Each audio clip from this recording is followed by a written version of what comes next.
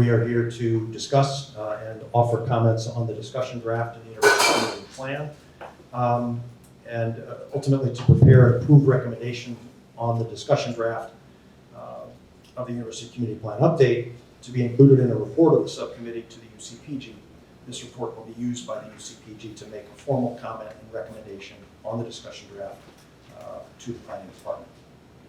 So tonight's process, I propose that we would follow the same practice that we followed in the last two meetings, focusing on developing areas of consensus around specific areas of the discussion draft. We have discussed land use and commercial plazas and a variety of other features, parks, and sustainability. I'd like to focus the first part of our discussion, the first, let's call it 30 minutes or so, on new material, starting with mobility. And in particular, and then any other areas that haven't been fully attended to. So mobility first. As before, we'll raise specific topics for discussion, try to find a balance of opinion in the subcommittee, and noting that consensus isn't the same thing as unanimity, but noting that voices will be heard, and where there is disagreement, those voices will be recorded. We can't hear you. Sorry about that. I'll try to get as close as I can. It sounds very loud here, but I can't. All right, great. I will hold it close. And we have a second mic that I'll share around. All right, so that's the idea, is that we might begin tonight's conversation with about 30 minutes of conversation until 6:30 to discuss issues related to mobility that may not have been discussed so far, and then to move on to any other effectively new business. All right. I would recognize members of the subcommittee who might have any recommendations on mobility. Yeah. Katie. I think it's pretty clear that we need to have. Oh, okay. You want to try that? I can directly do it. How is it if you speak just that way? If you speak loud? I don't know. I don't think it's working. She's loud enough. I'm loud enough. I'll get louder. I think we need to be very specific that we need, the plan specifically calls for 2 lanes on Governor Drive for the entire length. We need a traffic study. It talks about segregated bike lanes, which I'm all for, but at what expense on Genesee right now? How are we gonna do a traffic study? We need a traffic study, we need sidewalks, we need bike lanes, we have a high school with cars pulling in and out. We need a traffic study. And now you're gonna be putting rapid transit on it. We need a traffic study. I just want to emphasize that for the big changes, we need a traffic study before anything's put in stone. All right, so Katie has raised the issue of the reduction of Governor Drive from 4 lanes to 2 under the proposal. And there, you might. You need a booming voice. Need That voice isn't booming enough for you? Okay, I'll stay with this. We have discussed the issue of, or we've heard the issue of the reduction of Governor Drive from 4 lanes to 2. We've heard public comments from the community posing that idea, and we didn't get to a consensus on the discussion of that, but I'm open to hearing what people think. Is it,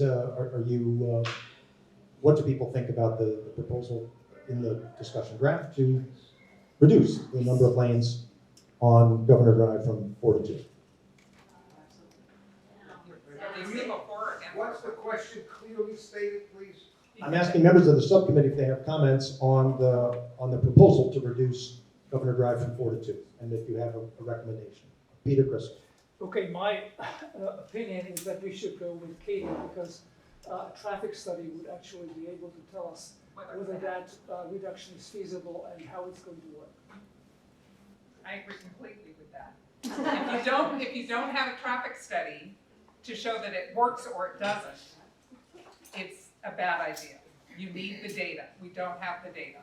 And you're talking about new data, not the 2015 data. Not the 2015 data, and it's got to be done when schools are in session. Yes. I see Debbie Knight and then Joanne Senn. Yeah, I think that's a good traffic study.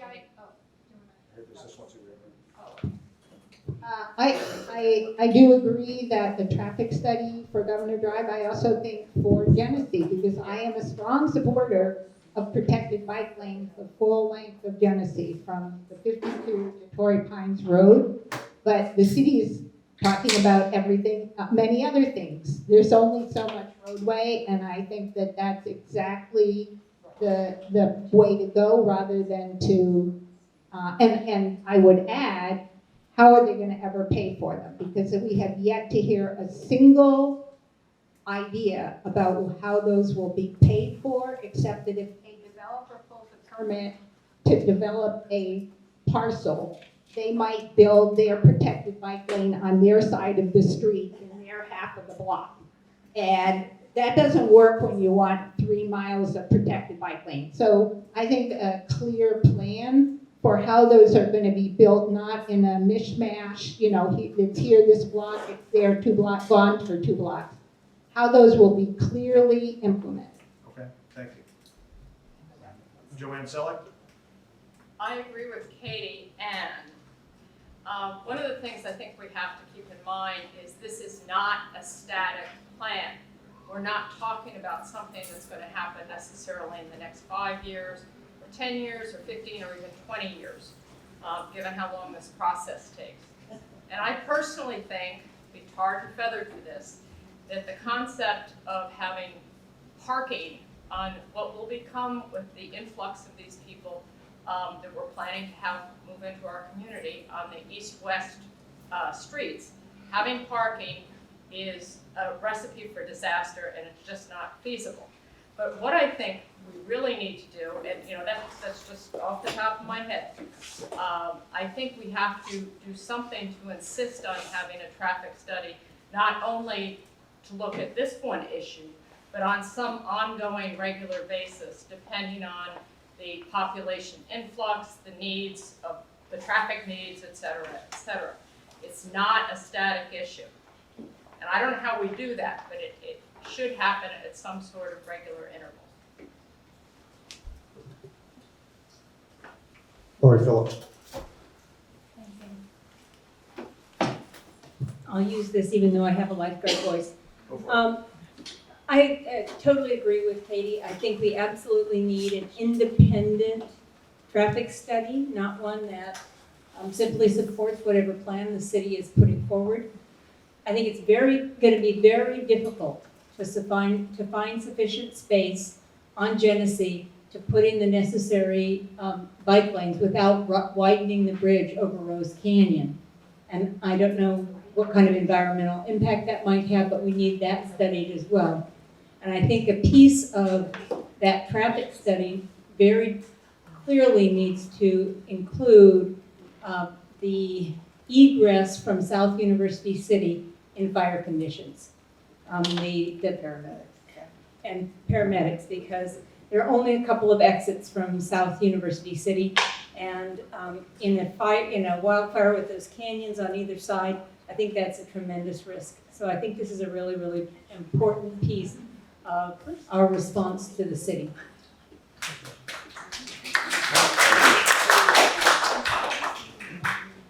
Andy, I would add to this if I can. I think that the impact on Governor, on Genesee is significant. I agree. There should be traffic studies. I am a big proponent of bike lanes, protected bike lanes.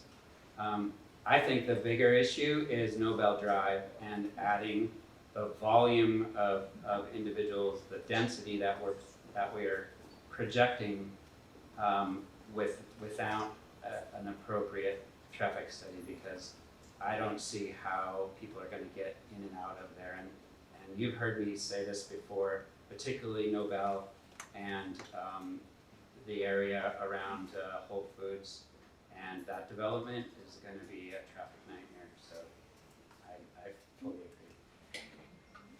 Debbie Knight. Hi, so I just wanted to say I will put in the word that the issue around the Regents Road Bridge has been settled and done, and with a separate EIR and finished, and I think I would strongly oppose any recommendation that considered that in the process. it needs to be, the traffic study needs to be given the current configuration that's in the proposed plan update, and that's the basis that is going forward, and that's the basis that it should be on. Thank you.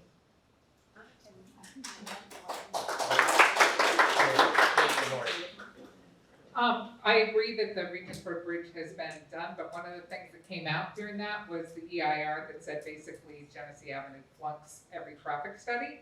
And now we're talking about rapid bus lanes, so basically segregated bus lanes. We're talking about segregated bicycles. We're talking about wider sidewalks. And there will be no cars allowed on Genesee, and as Lori pointed out, it is the primary ingress and egress from South UC to North UC. So it needs a traffic study.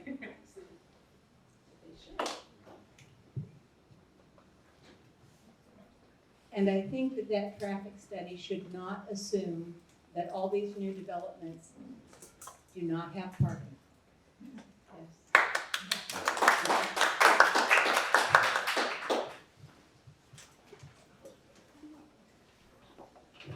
Okay, let me, is there any other, comment in relation to that? I just have a question. Has the Regensburg Bridge been okay to be put on? No. It's totally off. It was removed from the plan, the current plan, Right. and with a plan amendment. And the very first meetings of this subcommittee, the planning department, Heidi Von Bloom, who's the head of the planning department, made it crystal clear it was not open for discussion. So, They have the money for that. We have the money for that. no, we can't relitigate it, and I was a pro-bridge person, but we can't relitigate it. That one's in the rearview mirror. Let me just see if I can't summarize what sounds like areas of consensus here. That the subcommittee strongly recommends the need for a new traffic study prior to the adoption of any of the proposed lane reductions or transportation changes that we see in the discussion draft. I believe that is true of what will happen with the EIR. But that we need a new traffic study, that it include the current configurations in the discussion draft, that the traffic study be independently conducted when schools are in session, that it include in particular Governor Drive, Genesee, Nobel, and the Nobel campus area, the entrance to UCSD at Bollier Village Drive. During school drop-off and pickup. During school drop-off and pickup? That's important. That's important. I can support all of those recommendations as well, just to throw my voice in. What about Let me just, let's see, hang on just a sec.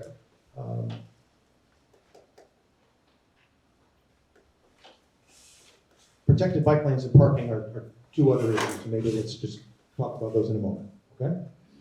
I believe that we have a consensus on that, and that it include egress and fire conditions. That's the other point where there's a And they consensus. did not assume that although the new housing does not have at least one parking spot per unit. And that one of the assumptions is not that none of these houses, that these places don't have at least one parking space. Thank you. Okay, so that's fair. I believe that there's a consensus on that set of issues. How about the issue of protected bike lanes? Is there a specific point that anyone would like to state related to the need for protected bike lanes in the plan? I think the point that I believe Joanne made earlier is those bike lanes need to be continuous. If you look around the city, very often you'll see a bike lane that goes for 2 or 3 blocks and then it ends with street parking and for 2 blocks and then it starts up again. And that's actually more dangerous than not having one because you have to find a way when you get to the back end of a car to work your way into moving traffic. And it's dangerous and it's just not acceptable. Okay, so I'll hear that point, and so I would summarize that the argument is that I believe that it is the case that the subcommittee has strong support for protected bike lanes throughout the plan. That's been consistent from the beginning, and that the expectation is from the subcommittee that those be continuous protected bike lanes where they are planned. a broken link in the chain is as bad as no chain at all, right? And that's our problem today. And that there must be a way to implement it. There must be some greater language in the plan to show us how this will be implemented, how we can get to that place. That is a difficulty that I think we face. Are there other ideas that people would like to raise related to specific protected bike lanes? Open that to 2 comments from the back there.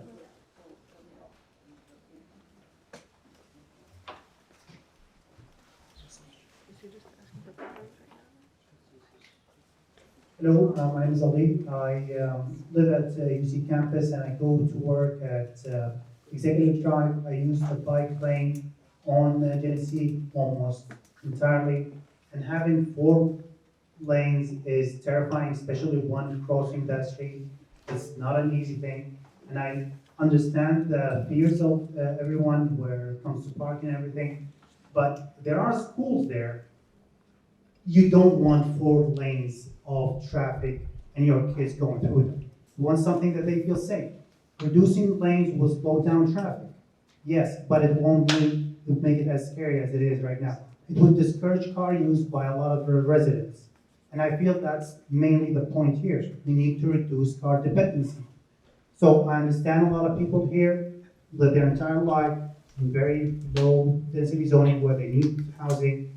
But with higher density zoning, especially near a transit center, we don't all need cars to live there. I have a car right now because I have to commute back, to East County. But as soon as, things get better, I am gonna sell my car. So I feel that's my point.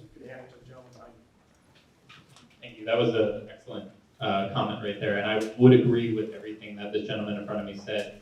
With the addition of that, the class 2 and 3 bike lanes are not really any sort of protection whatsoever. And again, just like he said, I biked along Executive Drive, I biked along Nobel Drive. It's terrifying at points, just like the gentleman at the front said. The broken bike lane chain is definitely an issue that I would raise. In addition to the proposed class 2 and 3 bike lanes, not really bike lanes. They're really just biking in the same lane as a car. So any sort of significant protection that we can offer, I believe should be prioritized. If not, those class 2 and 3 bike lanes completely removed from the plan, prioritizing class 1 and 4, which are the truly protected, whether by flex post or completely separated types of bike lanes.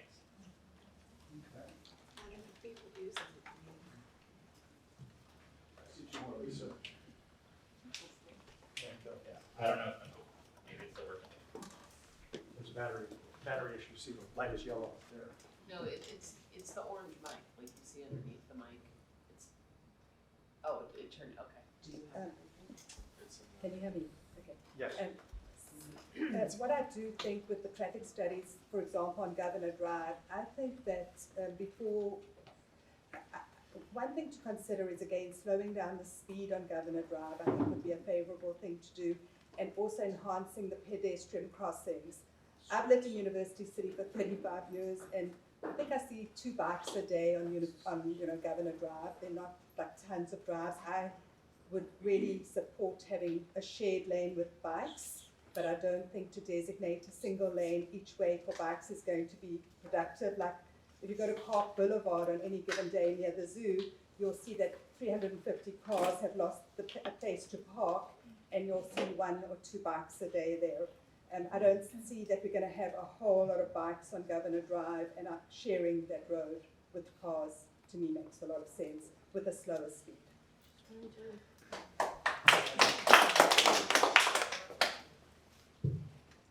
I'll get Bill. Bill, I see you.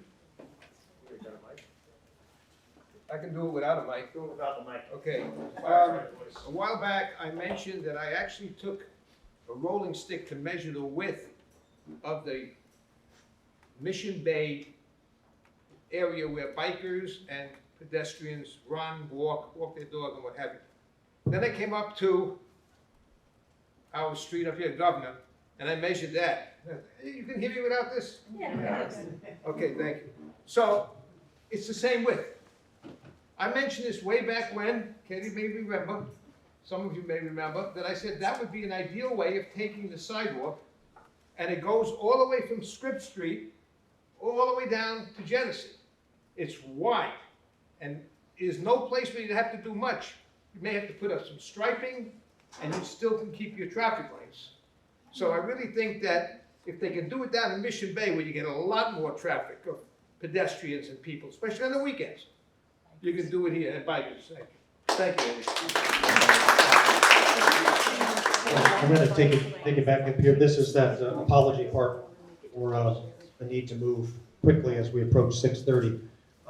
Here's what I hear is that we do have, I believe, a consensus on the need for continuous protected bike lanes. We have a need for a way to have those bike lanes implemented to make sure that we don't have a broken chain.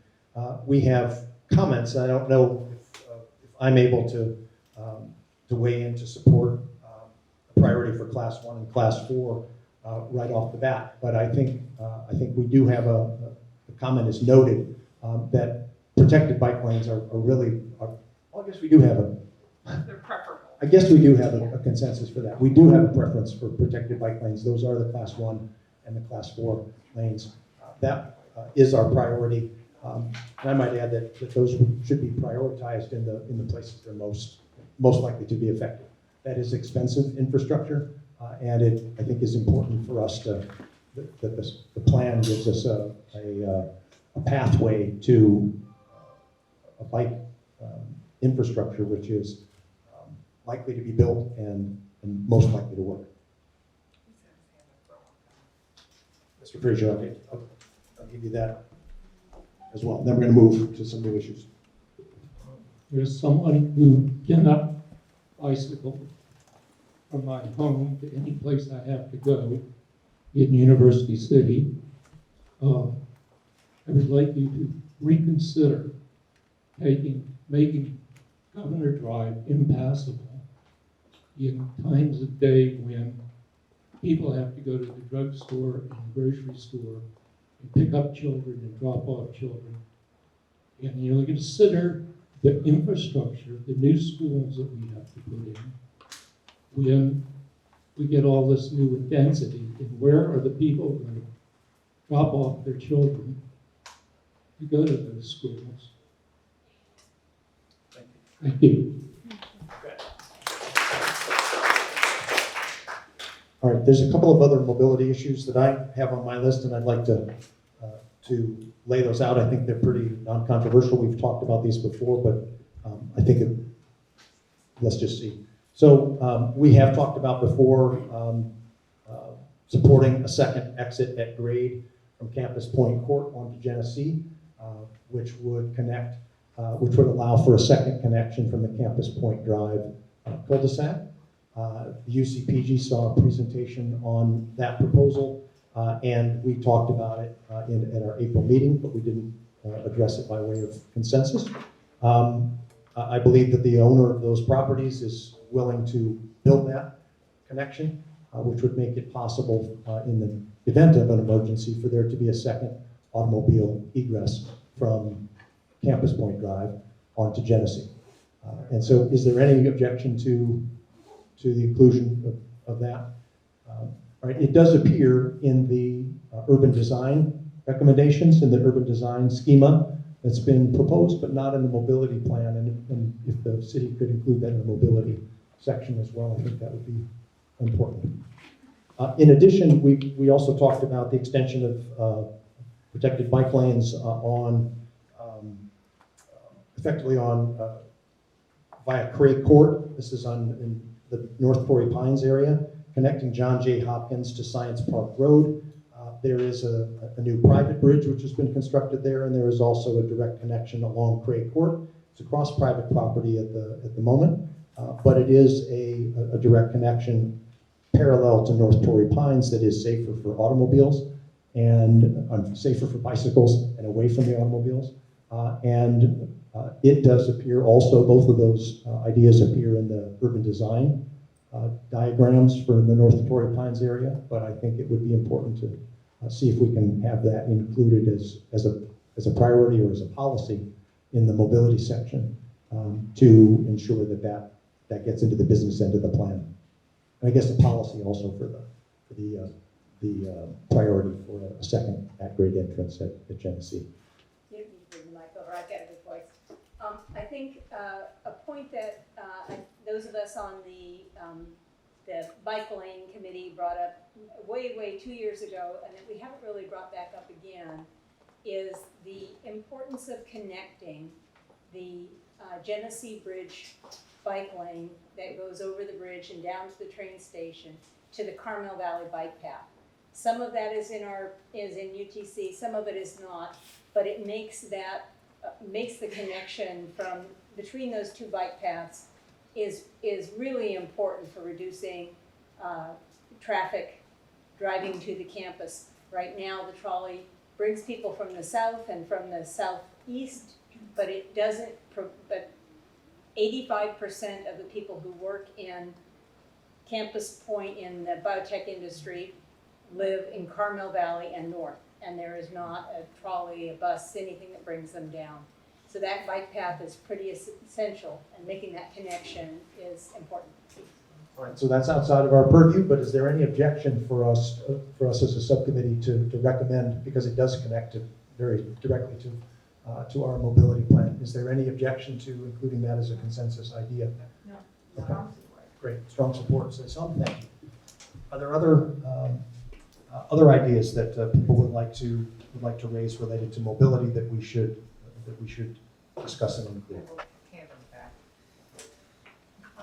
Anything on the subcommittee? Yeah. I would just like to know, just as long as there's egress for sidewalks for people to walk, as well as bike lanes in all those areas, that there's enough. Because I don't feel we should share. Yeah, That's unsafe. I believe that the proposal for our right-of-ways and our streets is that there are sidewalks for pedestrians or bikes Okay, thank you. in these areas.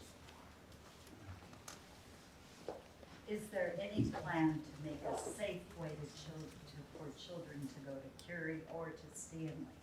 It's a nightmare up there when the kids have to go to school or come back. There wouldn't be as many cars with parents dropping them off if they had a safe way to get their kids across that street. Repeat that. And I would have an objection yeah. about that. So that's I'll repeat one that, of yeah. the things, it's like 50 kids going across there. I'll repeat that question, and it's something that I've raised. I raised it in this room 4.5 years ago when we had the workshop here, which was that we have to have a safe bike and pedestrian infrastructure to encourage kids to go to school safely every morning, to prevent parents like me from getting in my car and driving my son to University City High School. He should be able to go there, but it's not. I don't believe that it's safe for him to get there by bike or pedestrian access to it. So that's why protected bike lanes are so important, and protected pedestrian lines are so important. Andy, I have a comment that relates to that, if I may. Is that possible? You've already had a chance to speak. Let me get one more.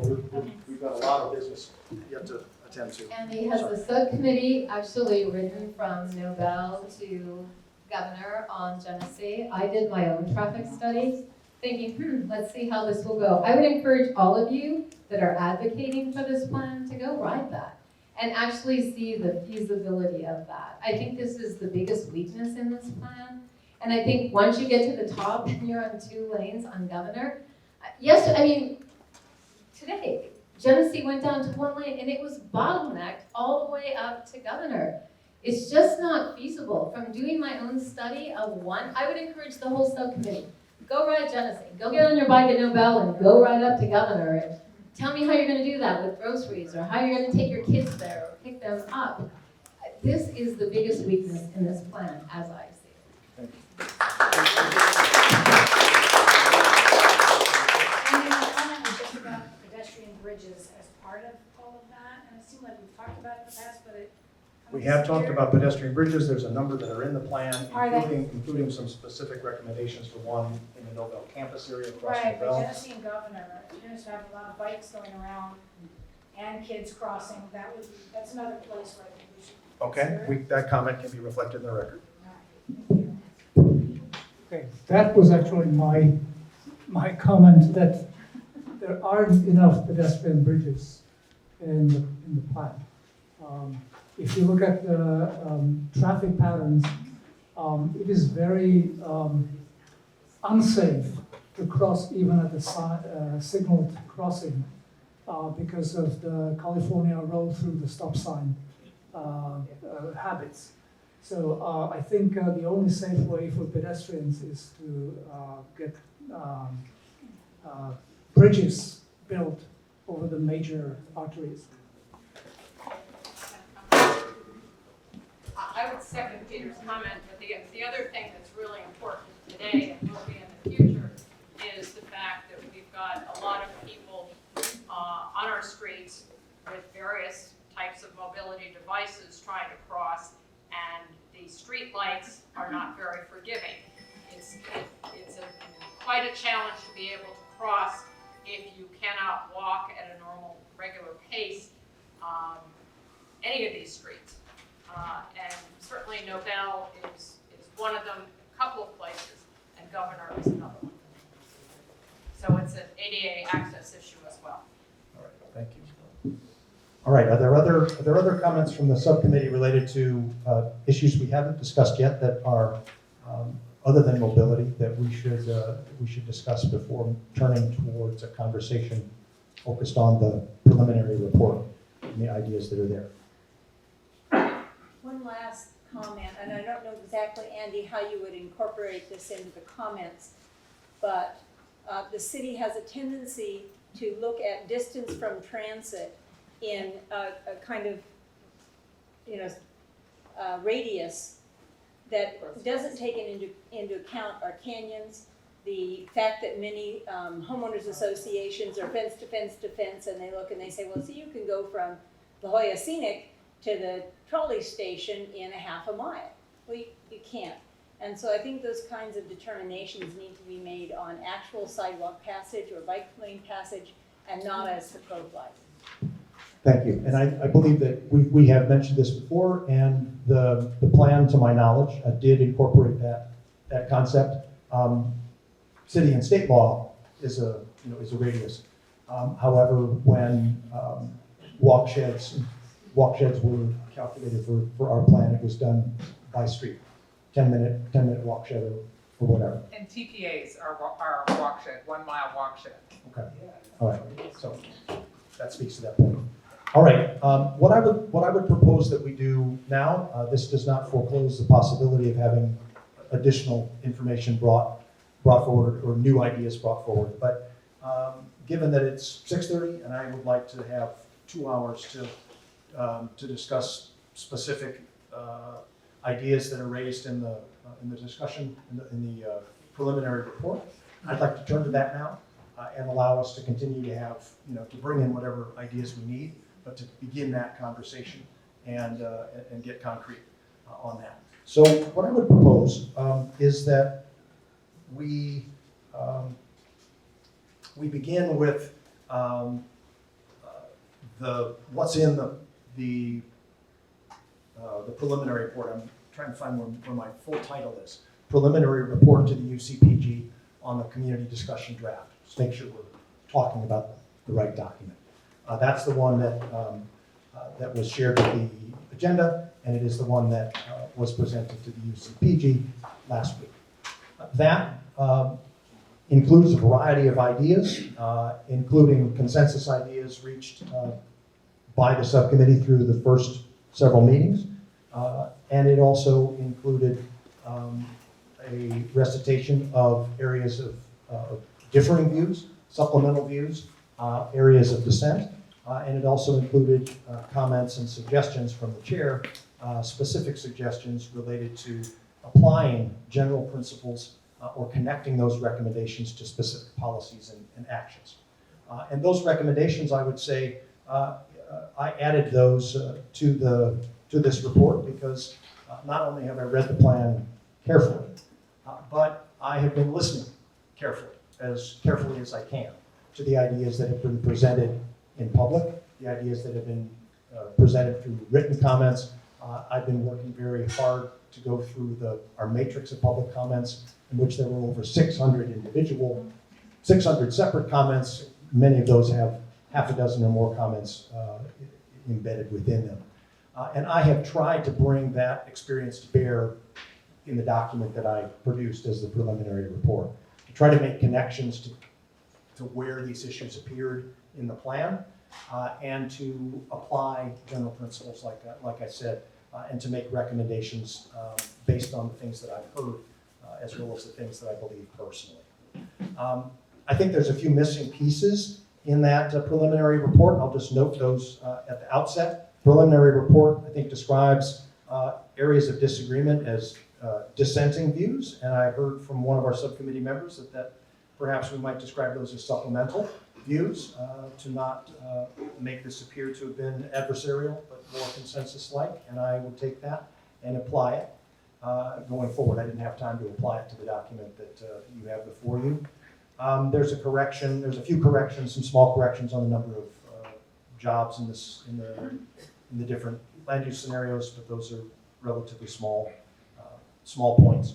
I also believe that report requires supplemental views from prior meetings, prior to the April meeting that didn't get included simply because of the way that we produced the report, focusing on the April-May meetings. And some of those include views about overall density in the community plan area, and in particular views that recommended support for higher levels of density throughout the plan. Those would be included in a final report, and there are a variety of comments to that effect, and those should be included.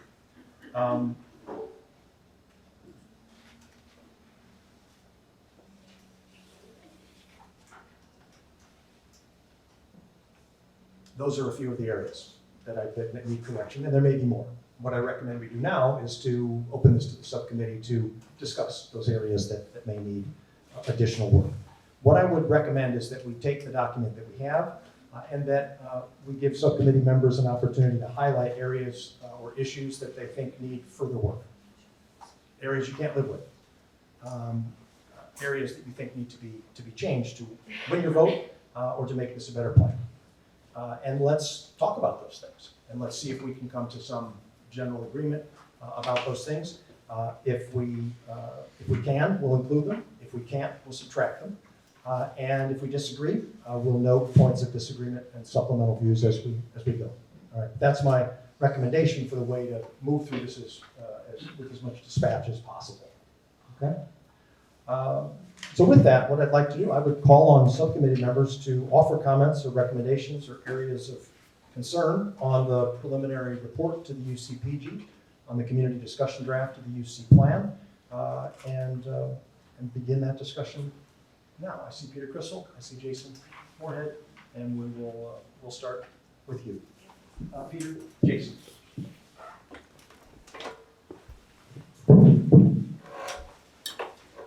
Okay, I would like to draw our attention to a big issue, which is the recreation opportunities that the plan should provide to the future inhabitants of a city of 150,000 people. Now, if you look at how many the so-called recreation points there are currently, they support around 32,000 people. So what about the remaining 120,000? Well, the city staff recommends that we rely on improvements to the current infrastructure, and then also to recreational facilities provided by the developments that will occur in the future. The improvements to the current infrastructure are around 2,700 points. The developer-provided recreational opportunities are around 3,300 points. So that's really twice as many points as we currently have.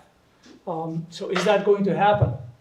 Well, some of the improvements to the current infrastructure have been on the book for many, many years, and there never has been any money to do that. So maybe that's not going to happen. So if that's the case, then we end up with around 6,000 points, which supports 60,000 people, meaning the current population of University City, give or take, 15,000 people. But that still leaves us short 70,000 people, so where will they go? Okay, so now we have the issue of how do we make the developers who are going to put in those 70,000 people actually include the recreational opportunities in what they build. The CPIOZ, the overlay zone, calls for residential and mixed-use developments to include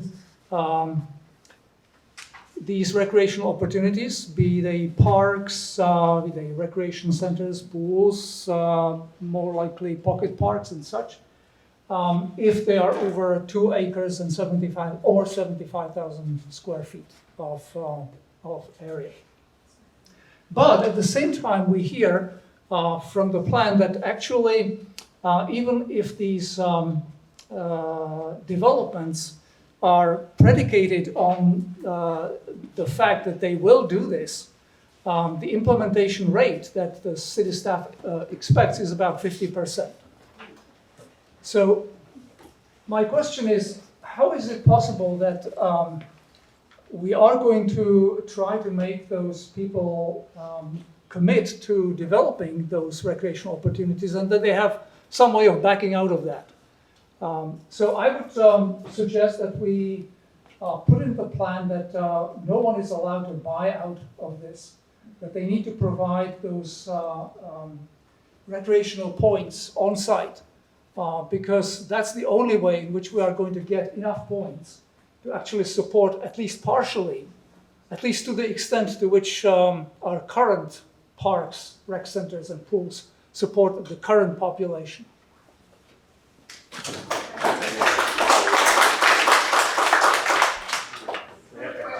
We'll have the conversation and then get to your points, or do you want to? No, that's fine. You want to have that, unless that was your point? It was, No, mine's more general, but it's similar. okay, all right. Lori, let's. I absolutely agree with you, but my concern about these on-site spots is that if you have a 2-acre plot of land and you want to build apartments on that, the amount of space you have available to build anything other than a pocket park is just nil. And those pocket parks are not very useful. They don't provide for real recreation. I will cite the one that was built up by the new Jewish Student Center at the junction of La Jolla Scenic and North Torrey Pines. It's a lovely little park. It's beautiful, but it has no use for recreation. And I fear that if we say that these smaller projects need to have on-site recreation, that there are two concerns. One is, are they going to be publicly accessible, or just to the residents or the tenants of their project, or require a reservation for use? That's the first one. And then the second one is, are they big enough to provide real recreation? And I don't know if we can quantify that or not. My question would be, are they better than nothing? No, not really. No. No. No. Really? No. That If you just put a square of grass. So nothing call is it better than a pocket, park. it's worthless. Absolutely. I'll call that a comment, which was if you just provide a little square of pocket park, it's not a real park. That's, Correct. that's somewhat. That's true. But is it better than I see nothing? Janice. we want better than nothing. Take the mic. So I'm gonna, can you hear me? Right. Can you hear me now? Okay, there we go. So, Diane, you can correct me on any facts. I'm a simple girl. I don't know all your lingo, but you'll get the point. I'm gonna guess 50 years ago, this community made a deal with a big developer. And that deal was, we'll all push to approve your big development. And in exchange, we're gonna have a CUP, a conditional use permit. And that conditional use permit is, build a golf course in a canyon. And you have to maintain it and build a tea house. And it was there for 50 years. Beautiful, Debbie, 60-foot trees, spectacularly beautiful. And then this golf course, this development decided they no longer wanted to maintain it. It's a recreational area. Golf is recreation. It's a walking course. There's no golf courses. And I live on that canyon, and there was amazing wildlife. All sorts of owls, red foxes in the backyard, coyotes too, skunks, possums. I've had a deer in my front yard. Who's seen a deer in their yard in University City? This developer wanted to knock down those single story and build 3. We all said, yes, great. And we've approved that. And now this developer somehow is reneging on that deal. They wiped all the trees off of the first 3 to 4 holes. Somehow they have permits. The 4 holes. 4 holes. And somehow they have permits. And I think as a community, we need to stand up and say, whoever gave them those permits, you can't renege on a deal with University City. In their conditional use permit, it says you take down a tree, you have to replace like for like. They're trying to sell us on not putting up like for like with trees. They want to put wildflowers. Great horned owls, Debbie will tell you, are not going to come to a 4-foot tree or wildflowers. They have to put back what they took. And if we don't fight, the next developer is going to do the same. We'll make agreements with them, and then they'll go behind our backs and do something. So there is a perfect recreational opportunity there. Teach kids how to golf. I mean, it's not the perfect opportunity, but it is the first opportunity. And we've got to stop developers and partner with them. They can't abuse us. One last thing, the climate action plan, it's the cities. It says you take down a tree, you put up a tree. Not you take down a tree, you put in wildflowers. So, look, I'm not going to be here forever. This is for our community. We need this, the wildlife needs this, and our reputation needs it. Where the golf course was, it is on the map, it's green, and it's supposed to be recreational open space. Yeah, okay, so this is the issue of the former golf course on the Town Center Villas, or is that Town Park Villas? Yes. In Southeast UC. And so part of the issue of the permits and that issue is not something that we can deal with as future planning, right? That's with the UCPG, with development services, and with the city and the political public officials. But going forward, it sounds like what I'm hearing from you is that should be recreational space. That should be park space. Yeah. Okay, all right. So there is a recommendation in the chair's recommendations to include this as park space to assure that it remains recreational and not transformed into something. But I think else. somebody should look into, if it's recreational space, what the fire hazard repercussions are compared to if it's a golf course. Because if I've read some of the documentation, if it's a golf course, it possibly may have different classifications than if it is a canyon. Okay. And it might affect the entire community there that is now considered not in a high fire zone. I can live with the recommendation that be considered, that space be considered for park space in the future. And the draft recreational discussion, planning. the draft discussion draft shows it as open space. It does not show it as golf course. No. But that proper study be made of the existing permit to determine what the regulations are for that space as part of any future plan. Something like that. Okay. Let me get Roger and then Joanne on parks. Let's take Parks and Rec, for example, and expand it a little bit to all the infrastructure that's needed to support density. Well, obviously, we are under pressure to find the space the resources for the necessary parks and recs, but we're also under pressure to find the resources for everything else that's needed to support density. The libraries, schools, water resources, retail, parking, we can go on. We need a comprehensive view of infrastructure that's integrated into development. I like the idea that I heard earlier in these meetings of phased or step development, where development is conditional upon a suite, if you want, or a collection of resources that would be adequate to support that development. Who would be responsible for that? Well, ultimately the city would, and the businesses that want to come in and develop. Now, we know that we can't do this on our own, right? We do need to have political clout to do that. We do need to be organized as a community to make that happen. When a principle like phased development becomes rooted in community ethic, it can be and will be transferred into city ordinances.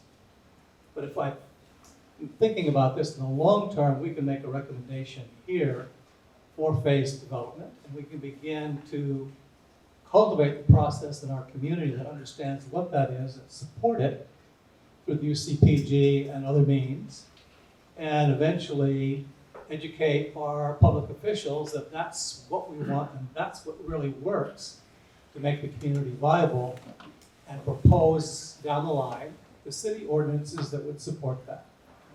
Thank you. Implementation and financing. We'll turn to that. Those we're going to have to turn to in a few minutes. Okay. Going back to Peter's suggestion, I think it's important for us to tie further development in some fashion to increase in recreational space. And one of the things, unfortunately, addressing your issue also, Lori, is if we have a developer who's building on 2 acres of land, we can't control how much land the developer is going to use or not use. So maybe you do it by percentages of the land, how much is actually going to be dedicated to park space. I certainly like the idea that of having this recreational space open to the public, but I also think, and some of the real estate folks here can correct me, that there are liability issues with that. So I'm not at all certain that we can insist on that, but I think it's worth a try. Peter, I'll let you back into the conversation. I have some ideas also. Thank you. John, my point was that the city staff relies on that. They only can make the numbers work if the developers actually provide publicly accessible recreation opportunities as part of their development. Otherwise, it's not going to happen. I agree.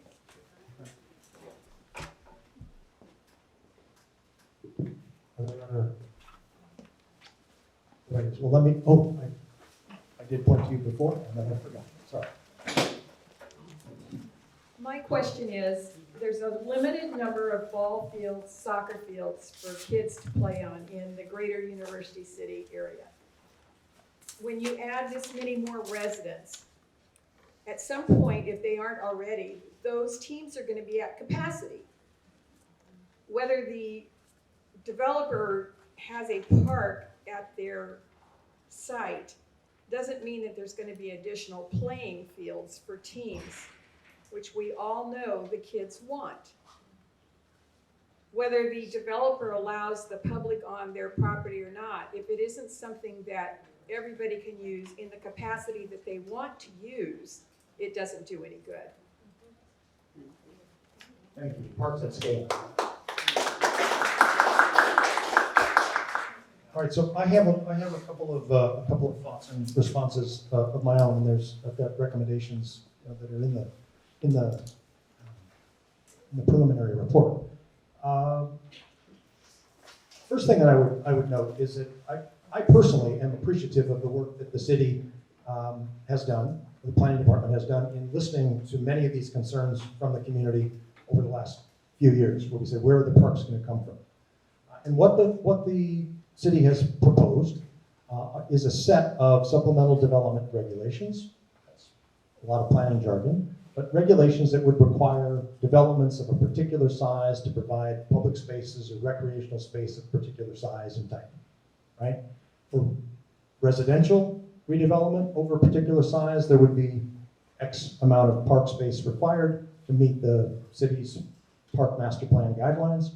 And for commercial redevelopment, indeed for all development over 50,000 square feet, parcels or greater than 75,000 square feet of new development, commercial development would be required to provide urban public spaces, which also meet the Parks Master Plan recreational standards, although the the discussion draft does not count those recreational points.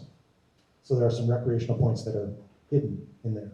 And I appreciate that. I appreciate that the community said where the park's going to come from, and this is a creative effort to try to ensure that new development provides for park and park space. I think there's a couple of issues where that can be improved, and some areas that speak to some of the concerns that people have raised. And so I would recommend, same thing that I recommend as an individual to the Park and Rec Board last week when I addressed our plan came before that for a workshop, and I had some comments. And so the first of those is this issue of neighborhood scale parks. We really need to have neighborhood scale parks. The so-called 5 Ps are a great idea, the podiums, the paseos, the promenades, plazas, and parks. But the overall space of those, the minimum space of those urban public spaces is 3,000 to 5,000 square feet. That's not an appropriate size for a park. You can't throw a ball in it, or a frisbee in it, you can't kick a ball in it, and you sure can't let a 3-year-old run to her heart's content in a park space like that. And that is necessary. In any new community, that's necessary for the 80,000 new people who might live here. We have to have that. And so what I would hope is that on the one hand that the city might go back to the drawing board and see whether it's possible to provide a policy in the SDRs that would scale the size of parks to the size of development. We know that a 1-acre site can't provide a redevelopment can't provide a half-acre size park. 2-acre development can't provide a 1-acre park. But maybe a 10 or 11-acre redevelopment can provide a 1 or 2-acre park, potentially. I would like to see an effort made to try to study whether it's possible to scale in some way to get us to neighborhood scale parks, to scale that development recommendation, okay? And I'd be happy to hear subcommittee thoughts about that. There's also a little bit of inconsistency in those supplemental development regulations, and I want to point those out and ask the city if they would reconsider or consider this. So the rules are stated differently and in different places for commercial and residential development. The residential development is in table 5 in the text. The commercial and general development is in the SDRs in the back, which is the business end, right? I want to make sure that the residential requirement and the general commercial requirement appear in the same place. They should both appear in the SDRs, I think. And it seems to me that there should just be one standard. It does seem to be one general standard, which is the overall standard is that for developments of 50,000 square feet or more, that's an acre, a little over an acre or more, that those developments be required to provide urban public spaces. That is our general recommendation or regulation. I think that should be applied to both commercial and to residential.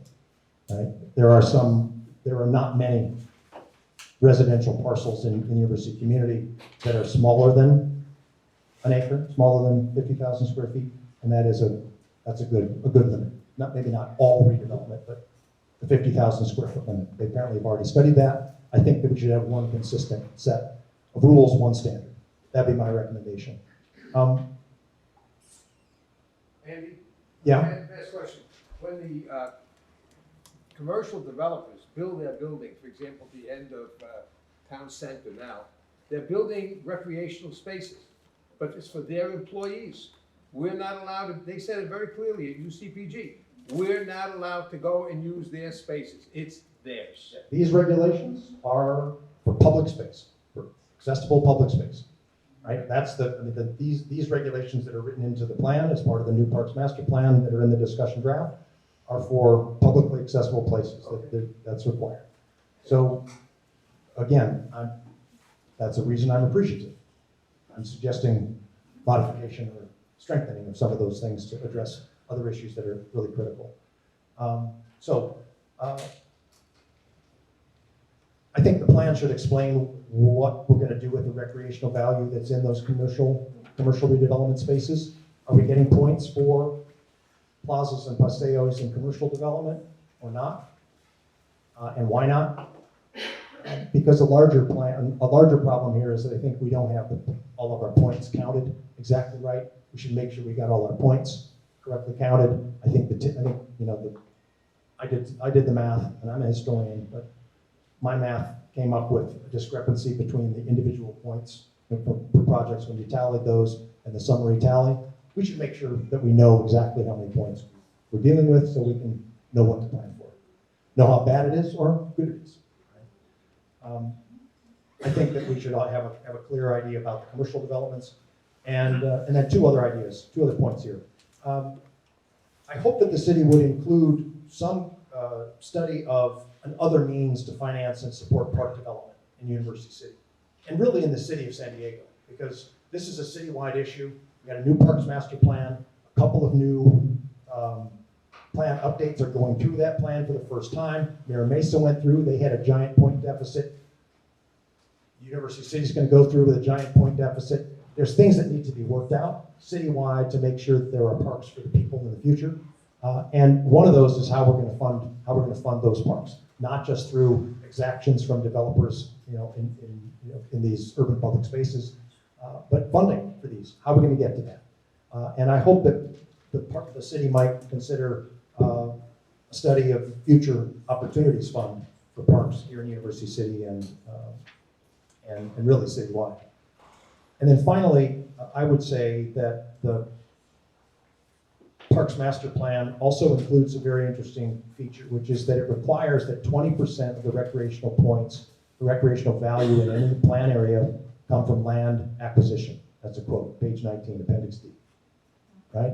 20% of the land, 20% of the recreational value in University City should come from land.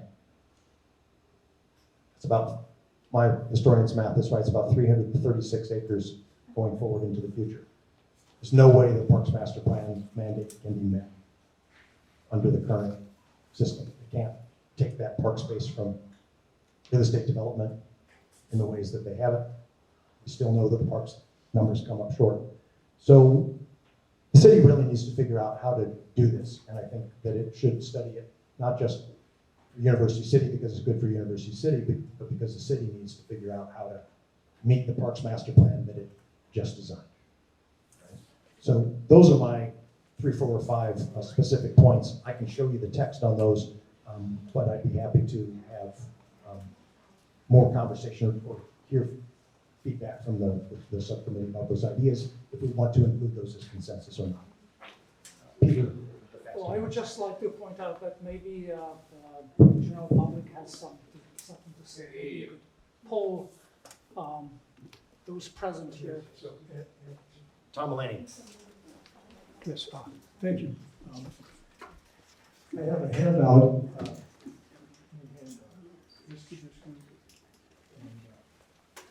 So I want to say a few words about recreation and also the overall plan.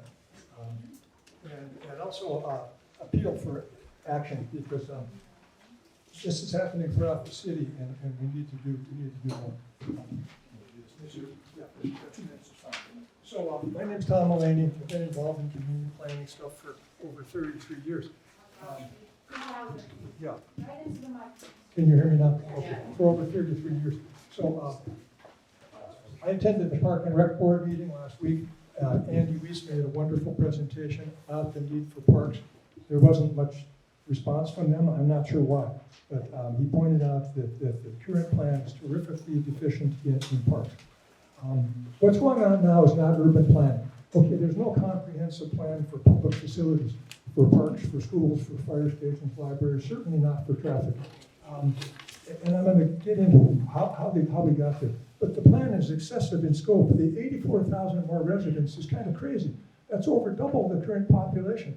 And the horizon of this plan is only 20 or 30 years. Now, I have a demographer that I work with, and he said, okay, the region has grown at about 0.7% after 2010, even before people started moving away because of COVID. So 0.7%. So if you increase that by 50%, this community could plan for about a 1% growth. That would be approximately 300 housing units per year. Over 20 years, it would be 6,000.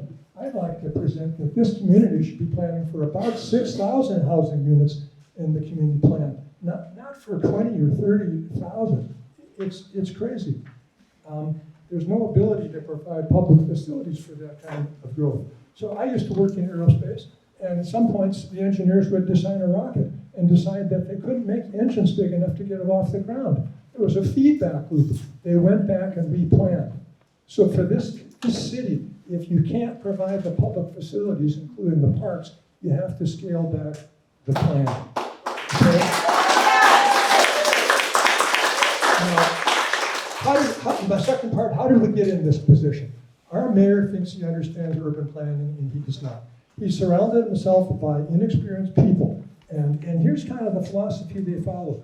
Upzone everywhere in tremendous amounts. Developers will build so much that they drive down housing prices and rents. Okay, now I used to work as a real estate broker and talk to real estate people or an appraiser or an economist. They shake their head or laugh about that. No, they don't want to drive down the prices and rents. They don't want to ruin the price structure of their industry. And then also take away traffic lanes, take away parking, and don't worry about parks. So that's not urban planning. So what to do about this? My handout suggests putting your name and email in with 4 different groups because we need the network. One group is the planning group you're with today, and you have excellent leaders in Andy and Chris Nielsen. The second one, of course, Help Save UC, and then UC Peeps, another wonderful group. My group's listed as number 4. We're involved citywide. So in May, there was a rally that took place in 6 different communities. We're going to ratchet up the pressure throughout the city. And the city council needs to get behind it. So my last comment, Kent Lee and Joe LaCava. There needs to be emails and phone calls to them, okay? They cannot come back 2 months after approving this plan and say that we have a library improvement and they're going to add a drinking fountain here in the park. No, it's too late. This is the issue for University City. They need to get behind the community. If you get behind the community, you need to tell them they'll never support them. Thank you.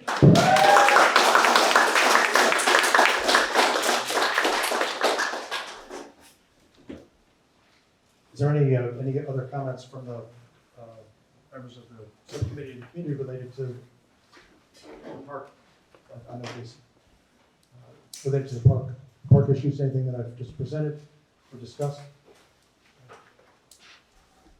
Yes, and I want to thank you, Andy. He did a marvelous presentation at the Park and Rec Advisory Board and pointed out that when you're planning for not enough parks for 49,000 people, there's some problem with your plan. Because this plan is planning to have not have the parks for 49,000 people.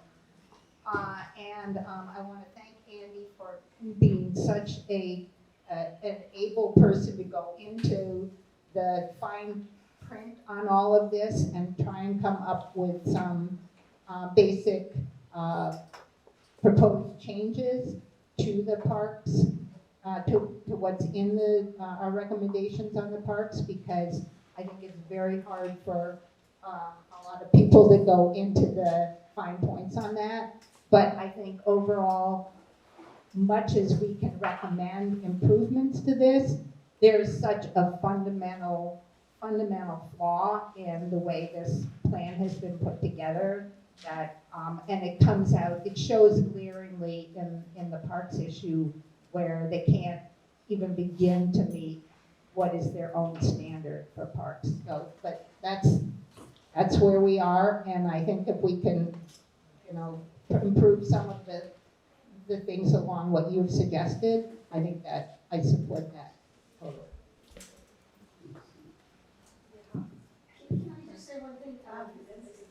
Debbie made, I think, a really important point earlier, and that was how are we, Debbie made an important point earlier, and that was how are we going to pay for it? And you know, Rome wasn't built in a day. I think, I'm not saying we have to be careful with what, regarding what we ask for, but to Debbie's point, how are we going to pay for it? We are the suppliers of the government. The government has no money. Our money is their money. So Their money is our money. So, you know, if we want all this stuff, it is going to come out of our pockets. And so, do we want all of this? Are we prioritizing? Because everything on the list seems to be we're going to prioritize. We can't prioritize everything. I know we all know it, but just want to be a reminder of that. Maybe have the city put the developer fees back in.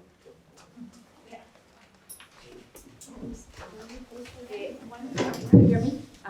One more comment, maybe I don't know if I'm going back to the mobility, but I keep thinking that here you see we have an entrance to 805 and Highway 52. We're planning on reducing lanes, putting more bikes. How are people going to use those highways? Because I don't think people are going to bike from here to Carlsbad and try to take 52 and 5 north. So not everybody works here and have family here who work in Carlsbad. They need to take a car. Not that they love it. There's no other way. So this means that we have to keep that in mind, that we have 2 big entrances to highways and we're reducing access to the highways by reducing lanes and adding all this stuff we want. It's not going to happen. It's going to be traffic all over the place.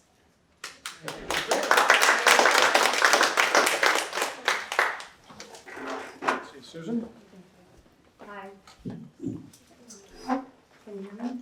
Okay, my name is Susan Baldwin, and I am working with Tama Becker-Verano and Madison Coleman on a letter about a lot of the issues that have been raised tonight about the University Community Plan. I'm a retired planner. And a lot of the issues that you guys are talking about is how are we going to implement, how are we going to get affordable housing? How are we going to get parks? How are we going to get bike lanes, okay? So the city used to have an FBA, a Facility Benefit Assessment Plan for this community, and that was how the developers paid into that, and the facilities that were needed in the past were paid for through that process. The city has now created a citywide impact fee, so the fees that the developers will pay now go into the citywide fee or fund, and then they will get spent, you know, wherever the city decides they should get spent. So the idea, one of the main ideas in our letter is that the city should be looking at land value capture tools to help fund these different needs of the community. And basically the idea is that the developers or the landowners here are going to, because of the increased densities, are going to realize a windfall of profit. The value of their property is going up, and land value capture, and it's not one thing, there are lots of different tools, and land value capture allows the public to share in that increase in value. So the idea is that that's how you could pay for some of these important needs in the community. And that's what our letter is laying out. Thank you.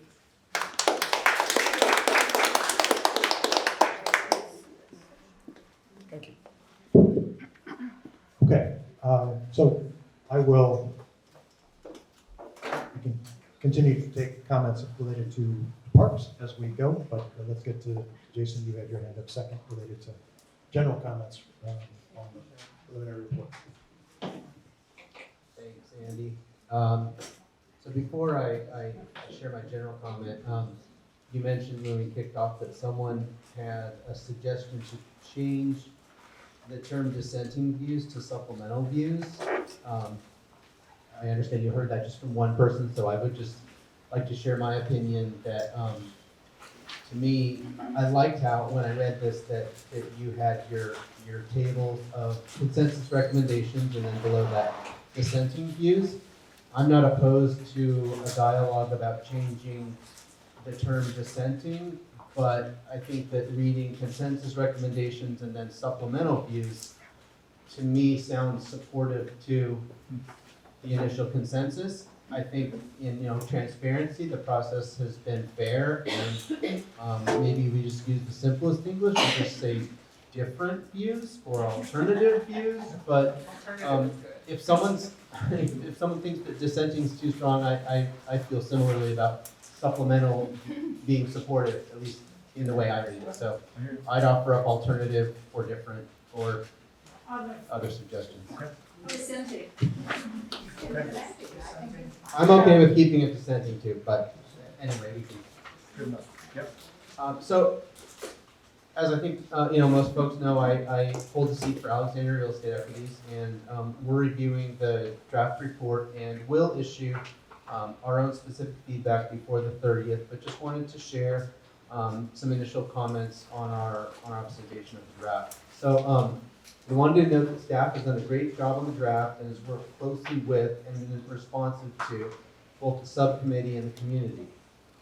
The draft is forward-thinking and speaks to and will help implement a number of key city goals and policies such as the Climate Action Plan and make University City a more livable community to work, play, and reside. Our main concerns relate to the level of specificity and detail, more importantly, the lack of flexibility associated with the CPAWS and supplemental development regulations. I know that we've spoken a lot about this in the last half hour or so. So as I said, we'll address these items specifically with a forthcoming letter. The community plan is a policy document which should lay out the broad goals and policies that will govern the long-term development of University City. The CPAWS and STR are way too detailed and rigid and don't belong in the policy planning document. For example, the proposed urban public space requirement. For Campus Point, which was, the master plan was approved last year, this would require us to provide approximately 8.5 acres of public space at our own cost, somewhere in the middle of an R&D campus. Again, what we're saying is that this is just too specific for this level of a document.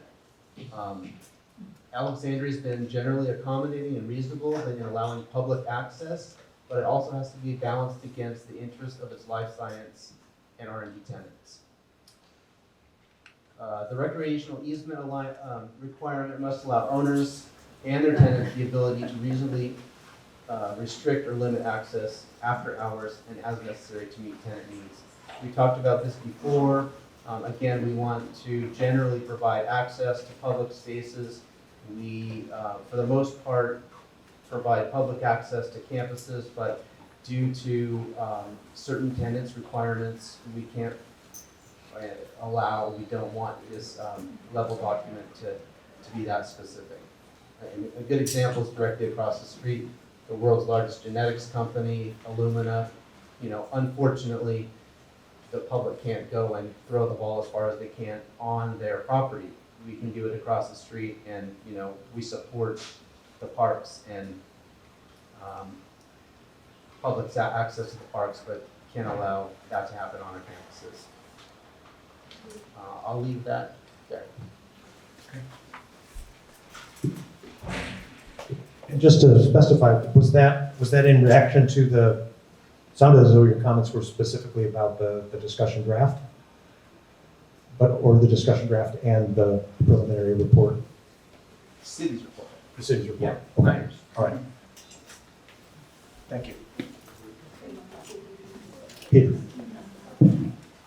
So this is precisely why I broached the subject, because the city staff actually relies on the developers to to go along with that plan to provide public access to green spaces in new developments. So if everybody, every developer is going to say something like this, we will end up with no public spaces at all.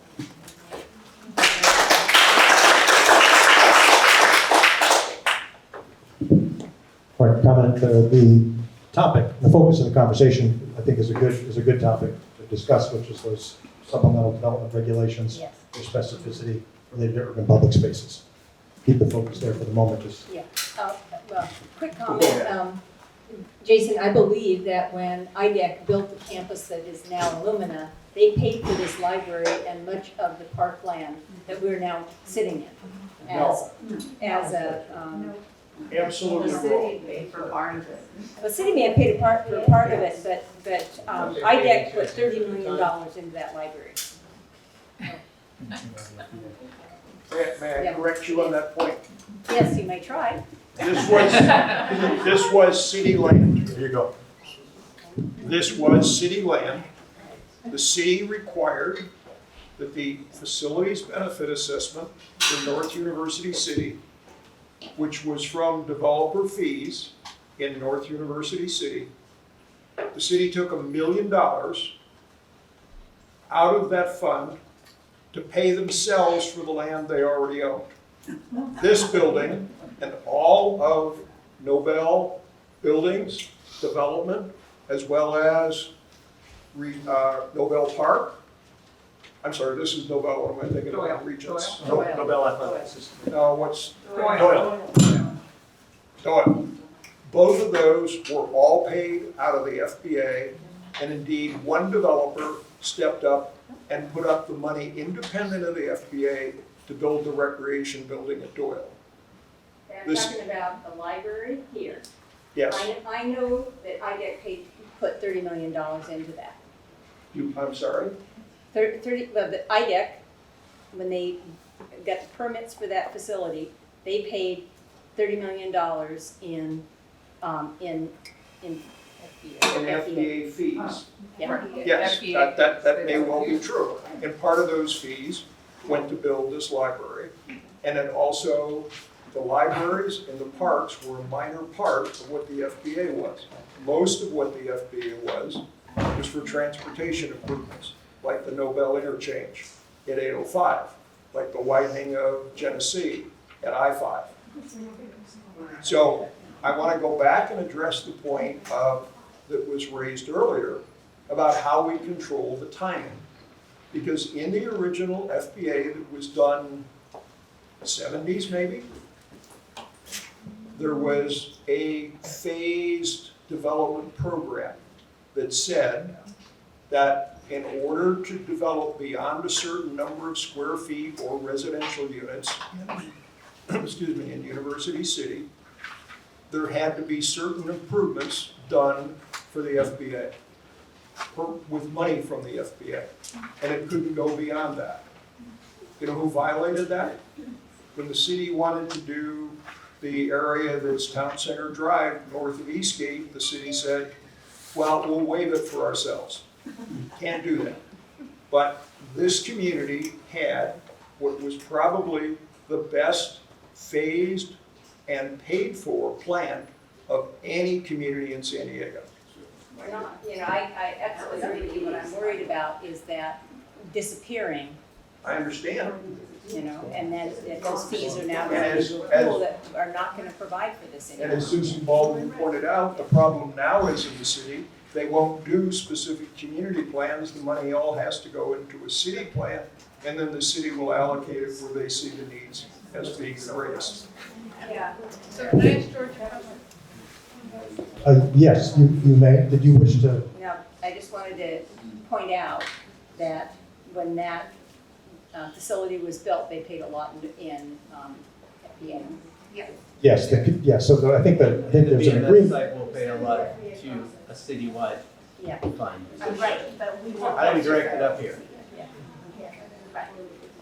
How do we direct it So up here? George, I don't know what the, somebody, maybe you know the answer to this. Louder. When the FBA money that we previously accumulated that we were never allowed to spend, whether or not we keep that or that goes into the general fund. It stays in this community. Okay, so then do you have any suggestions as to how we might work that whole concept that existed in the 70s into this? Because that's, I think, what we're trying to do to get the type of public facilities that are so lacking. No, okay. Well, it's a great idea. Oh, it worked. It was justified, it was objective. How we do it today, I don't know. I understand there's money left in the FBA. I don't know what it's committed for, what it's legally obligated to be spent on. And the city refuses to discuss that with us. Is that something we can put in our plan discussion? What do you wish to put in that plan discussion? I mean, that should be a source of funding some of these improvements that we're talking about, that everybody today is saying, well, how are we gonna pay for this? It might force revisiting the issue. It might buy some parkland with some land available. And some street improvements and bike lanes and other things. Great comment. Okay, I think, yeah, so I heard two specific points come out of that. I heard a lot of specific points, but I heard two potential things for the plan that I can hear. Maybe there's more. So one could be maybe a little bit more specificity in the discussion draft or in the revised draft as to how the money in the existing FDA, $45 million or whatever it is, will be spent. A couple miles of bike lane, protected bike lanes will eat that up real fast. Yeah. So it sounds like big money, but it's not big money anymore.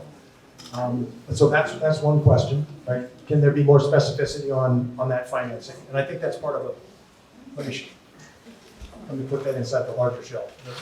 The larger shell is, I think we really need a discussion draft and a revised draft that gives us an implementation plan, that gives us a real and honest appraisal of how all of these grandiose plans, I heard somebody say in a recent meeting, Bill, will be paid for, right? It's one thing to draw lines in a plan. It's one thing to put policy after policy. It's one thing to ask for bike lanes here, there, and elsewhere. But if the city will never, ever be able to pay for these and has no plan for paying for them, then the plan is a fantasy. And we've spent 4.5 years here, and the city relies on this community to provide for economic growth in this place, right? And we rely on the city to service this for all the other motives and needs that we have. And we deserve that in our plan, is a much clearer, transparent, honest appraisal of how this might be paid for, right? I'm going to assume that we're not going back to an FBA, but that's a good idea. You know, it worked.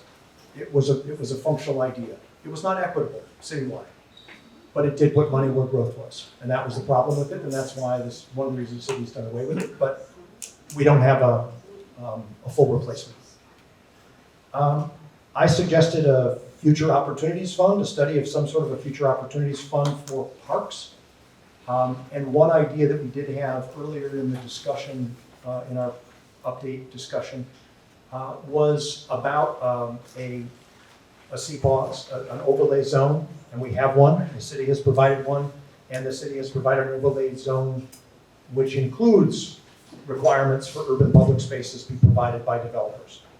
That is a form of an FBA. It is a developer contribution to public facilities, right? But that's just for those urban public spaces. I would encourage the city to study other options, and the land value capture is the larger planning term for it that Susan Baldwin referenced. But there are other strategies that are in existence in other cities, including Los Angeles and San Francisco and San Jose, Oakland, where there are strategies to find more money for implementation of infrastructure, which would include, I would say, not just parks, but bike lanes are a critical thing that we're going to have paid for. And I would love to see the city include a study to see whether it's economically feasible to have a similar kind of SDR that provided supplemental development regulation that provided funding for specific segments of our bike infrastructure, just as it's providing specific recommendations for park infrastructure. So to add that into one of our general recommendations. Do we have any suggestions about that? That's to ask the city to study a more robust way to finance the proposals that we have. Bikes, parks. I probably would throw in affordable housing, but we haven't got there yet. Public facility, Public facilities. schools, fire stations. Schools are probably separate because They're run separate. San Diego Unified is San Diego Unified. run separate. But definitely rec centers, Diane, did I see you? Andy, I think what you're doing in part is perhaps cutting it too narrowly. It ought to be the entire infrastructure, just like the FBA was. And I want to go back for a second because this whole thing seems to me to have become a circle. The reason why the FBA was created was because of Proposition 13. And it was apparent to those of us in the plan and to the city that there wasn't going to be adequate funding under Prop 13 to do the infrastructure improvements that were required in University City.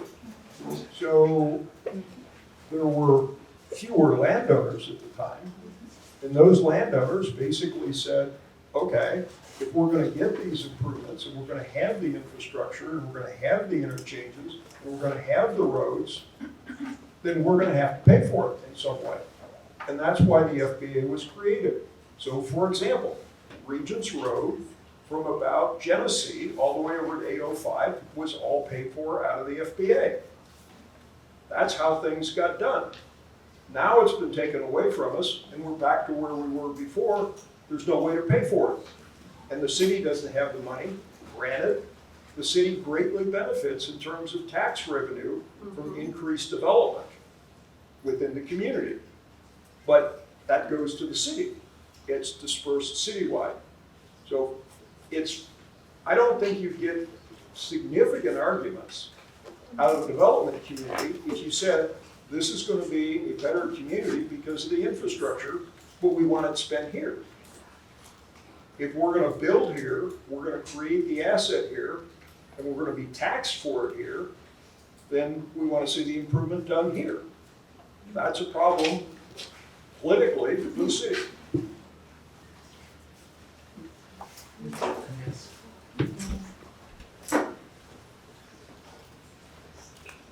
All right, I see a couple of public comments I'd like to hear from, and then see if we can sharpen this to some kind of consensus. So my question is to you, Andy. Are you Andy? Yeah, right? And so in terms of the bike lanes, is that going to sacrifice the lanes?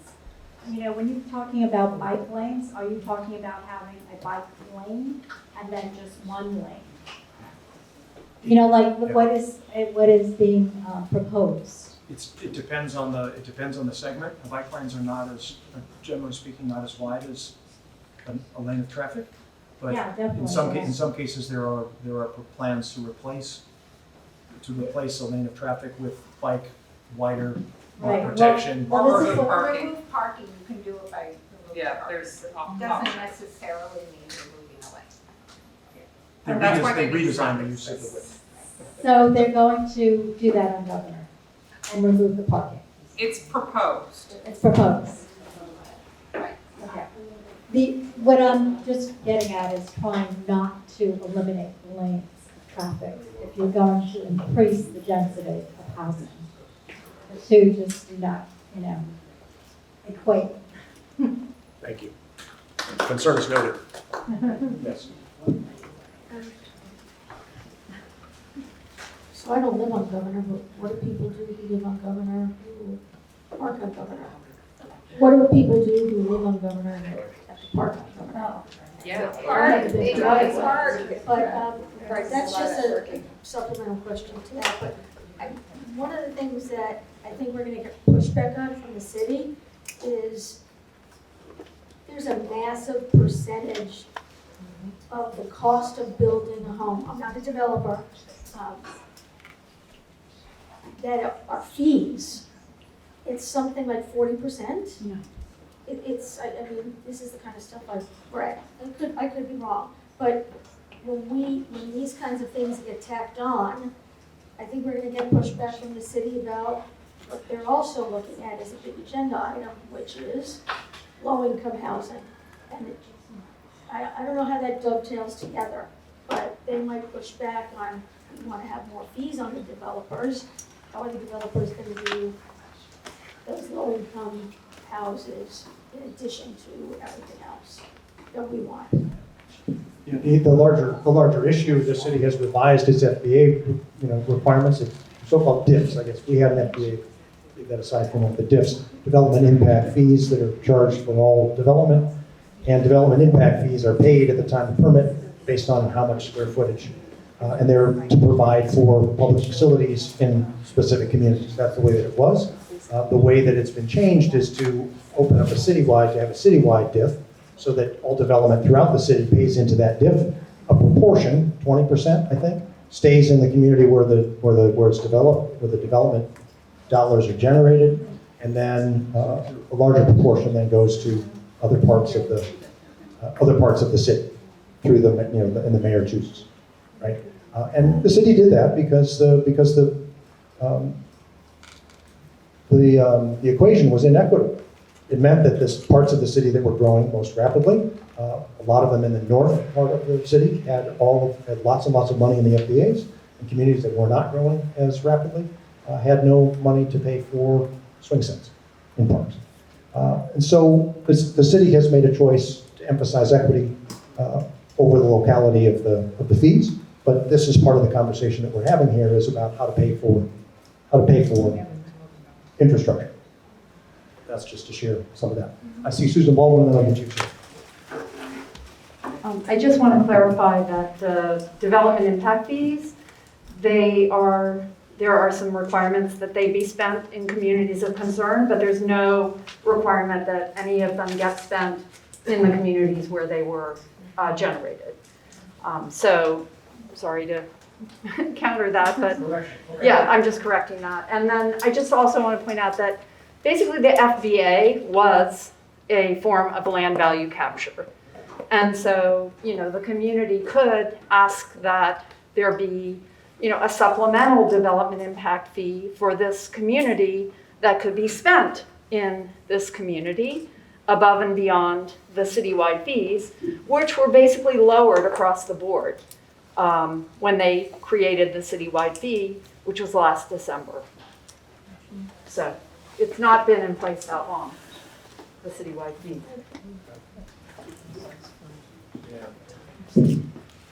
Thank you. Hi, I'm Tom Ruff. Can you guys hear me? This is Tom Ruff. I think the plan should actually specify that property is going to be purchased for the purpose of the park, so that it can be, a large enough size. We're guaranteed it's a large enough size to actually satisfy the needs of the community. I'd like to see that actually in the plan. And more generally, I'd like to thank Help Save UC for the comments that they presented recently. And I think a lot of what we're calling the consensus plan includes a lot of those ideas. One thing I'd like to comment on regarding those comments that I don't entirely agree with is that the difference between the plans for the Sprouts and the Vaughn Shopping Center, I don't think are appropriate. The difference between those two properties, as far as bus routes, well, there's two bus routes that come through South UC. Both of those go through by the Vaughns. One of those goes by the Sprouts. But the better of the two, the one with the shorter intervals, for at least the morning, goes by both. I think that the plan for both of those properties should be 29 DUAC and 40 feet height limit on both of those. I don't see that a discrepancy between the plan for those two properties makes sense. Thank you.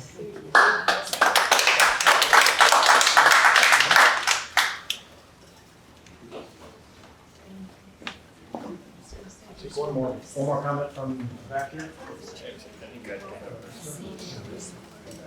Sorry, I jumped abroad for a bit, and I'm glad someone mentioned Rome. And Rome, someone said like Rome wasn't built in a day. I mean, they just. But if you ever been to Rome, if you ever been to Europe, you see parks aren't the only places where people get recreation. The entire city, the entire streets, the entire infrastructure is designed for aesthetics, which gives great value that brings thousands, if not millions of tourists to cities across Europe, every year. So instead of seeing streets, instead of seeing all those things, I encourage you to see the aqueducts in Italy, which were basically infrastructure, but they were built in a way that, again, satisfy that recreational, fear that a lot of you mentioned. So parks are important, but I think like an outside perspective or a change of perspective is important to think of the city not just our streets, not just as transient, not just as a place to get to work and back to work, but the entire city can become something beautiful and provide recreational value for current residents and future residents. Thank you.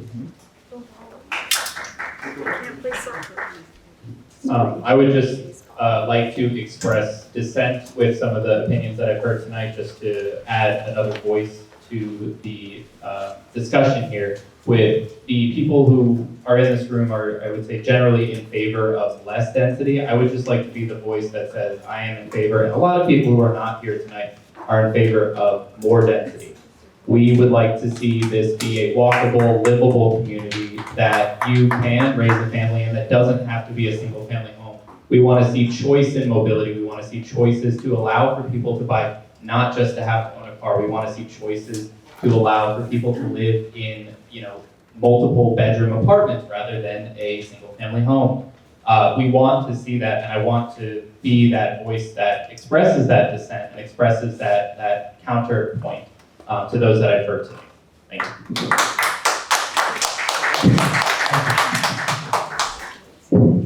All right. So we allowed to boo? No, we're not gonna do that. We're gonna come back to the subcommittee here. Hi. Yes, I would like to, since we want to build out our recommendation letter before this meeting ends, I strongly support Susan Baldwin's recommendation that we strongly recommend a supplemental development fee for this community because the extreme infrastructure needs, and this is a community that is driving a lot of the economy here. It's bringing in a lot of tax revenue. It's creating a huge number of jobs, and I think it's a very viable proposition that we do that, and I strongly support that, and that land acquisition, as is called for in the Parks Master Plan, be a priority. I know finding that spot may be not easy, but maybe there's a developer who we could purchase a parcel from to add some of this park. I'm particularly concerned about that in the area east of the 5, which is proposed for high density. One thing about students is that they can recreate on the campus, and that's not true for all of the residents, all of the young families with young kids. And so I would strongly support that. I don't know if other people will, but I think we need to get to a point where we see our way to a positive aspect of growth in this community, and a lot of us don't see the positive aspect of what we want a community to be. All the goals that we have, that people can raise kids here, things like that. People can recreate, they can, walk, play, and shop in a 15-minute city. That is not what's being proposed here. So they're proposing all the density without all the aspects that make that walk, live, and play aspect a reality in this community. So I would add that.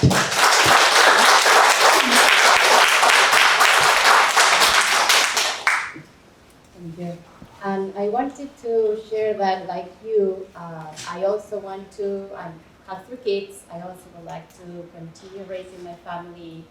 I want to continue having different ways of moving with my family. Like if we want to bike, if we want to walk, if we want to drive.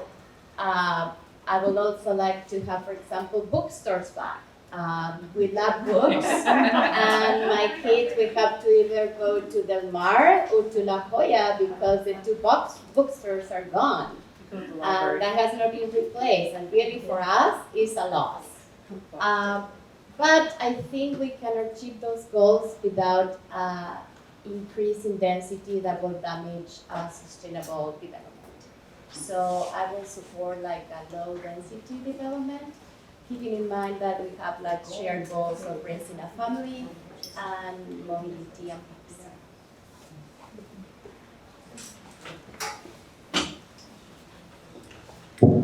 Okay, so, oh, yes, please. Hello, my name is Aiden. I'm the student delegate on the subcommittee, and I also want to say that I would love a place, a community where we can have all these things, where we have options, where we can walk, ride, or drive, or take the trolley to where we need to go. And I think that it's worthwhile pointing out here, connecting piece between all of the elements that we've talked about today, specifically between density and how do we fund things. There was a study done by Urban 3 that looked at the cost versus the revenue of single-family homes and multifamily homes. And it found that in a city, on average, most of the time, single-family homes cost the city more than it raised in taxes. And it was the multifamily homes and the medium and high density that was actually creating revenue for the city. So obviously, we're all paying taxes, right? But the relationship here is that if the single-family homes are losing money and multifamily homes and medium and higher density is bringing revenue to the city, then we have the density actually subsidizing the lifestyle of single-family homes. And I'm not saying that no one wants to live in a single-family home. I'm saying if we want to pay for things, we have to look at where the money is. And that is bringing in more taxpayers, right? Bringing in people that want to live in this community as well. And so in a mixed-use environment where people can walk to where they want to go, you know, some amount of density is necessary to provide for the city and to pay for the things that we want. And the expansion of things like parks and public facilities and recreation. So I think it's I know that garnered some scoffs and some laughs, but I think that it's important to look at how we are paying for our public facilities. And if we want to bring in more taxpayers, bring in more money, then we have to accept some density where it makes sense. And in North University City, around transit, multi-billion-dollar investment, I think that makes sense. And I think we should be planning for that, and then I think that will help us get to a future that we all want to see.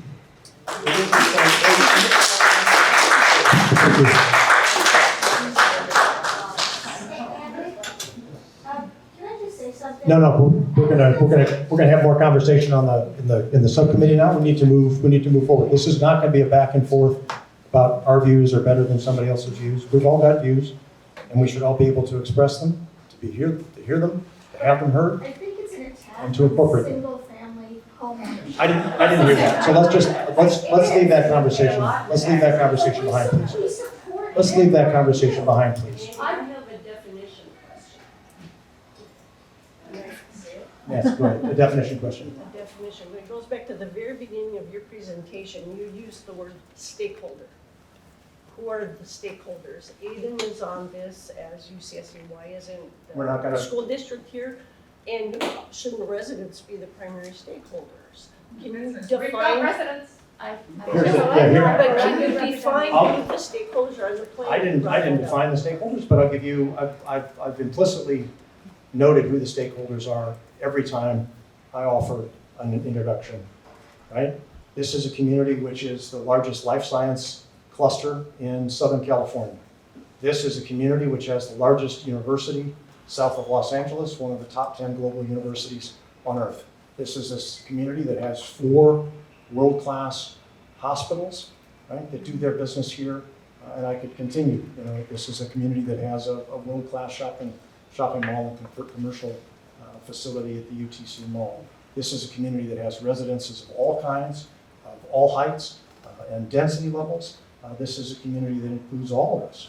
And all of those people are stakeholders here, the people who own, the people who study, the people who aspire, the people who live and who have raised families. We're all in this. And so I will not be silent to efforts to try to minimize one voice over another, or to emphasize the importance of a single group of stakeholders. I think there are many stakeholders.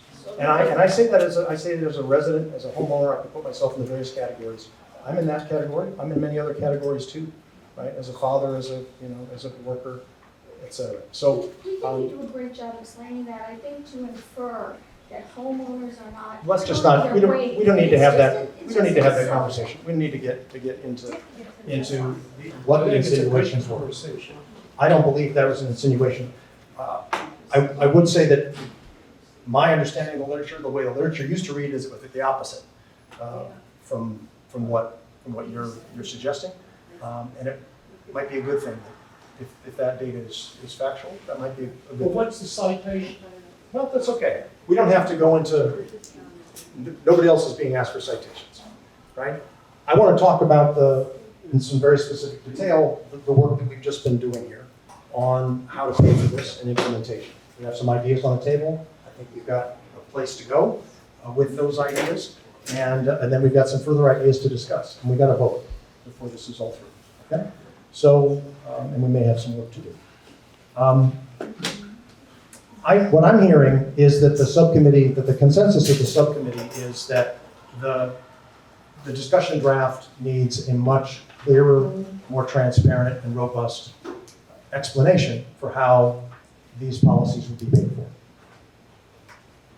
And that's not a criticism of the planning department necessarily, right?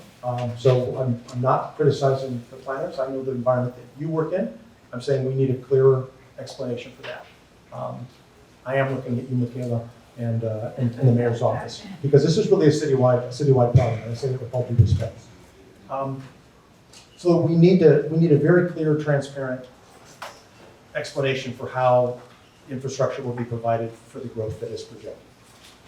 That should be a fundamental feature of planning, and we should have that. We should have that here. That allows us to have a real conversation about the choices that we need to make. It's not kicking something into the future and giving us a fantasy plan. We can't hear you. All right, I'll stop. I'm sorry about that. So here's what I hear: that we need to have a clear and transparent explanation for how infrastructure will be paid for. That our discussion draft should include a clear explanation, a specific explanation for how parks, bike infrastructure will be paid for, and we might include to that infrastructure at large, public facilities at large will be paid for. So maybe start with that. How infrastructure at large will be paid for, in particular how parks and bike infrastructure will be paid for. How will land for parks be acquired? Land for parks that the Parks Master Plan mandates. How will those be acquired? And I don't know what the answers to those questions are.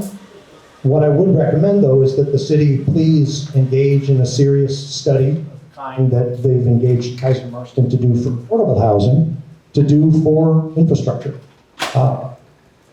And whether they want to do that for infrastructure generally, or whether they want to do that for bike parks, affordable housing, or slices of that infrastructure, I'm interested in seeing what the result is. But that they should study supplemental strategies to get us to the infrastructure that is required and that's mandated by a variety of city policies. I've heard further that we should, that they should consider, the city should consider supplemental development impact fees, that the city should consider other land value capture tools, and I don't know if there's anything else on that list. Does that capture? I think that's pretty good. In land acquisition, do we need to talk about bike lanes in that context and widening of streets or maintaining the width of certain streets?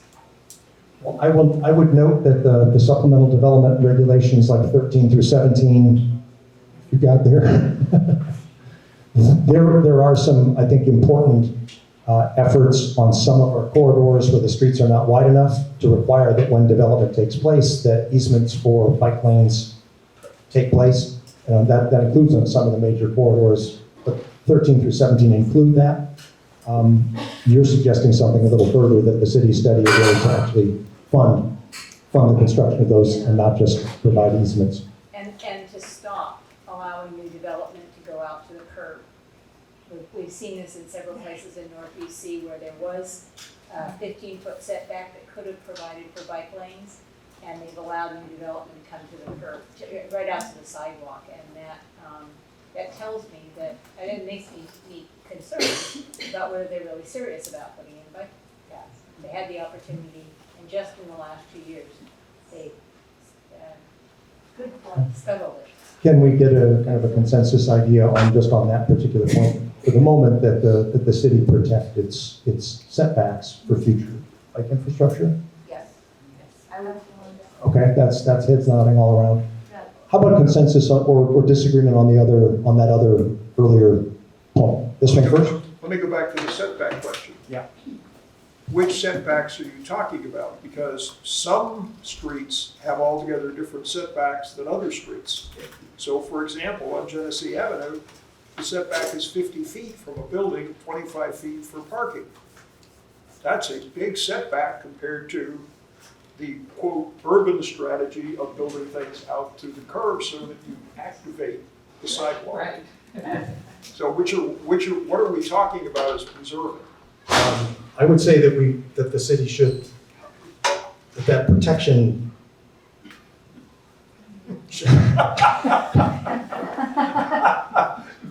I mean, I would say that that protection doesn't necessarily have to be the whole 50 feet, but it's got to protect enough of that setback. That is Something to that effect. sufficient to allow the construction of.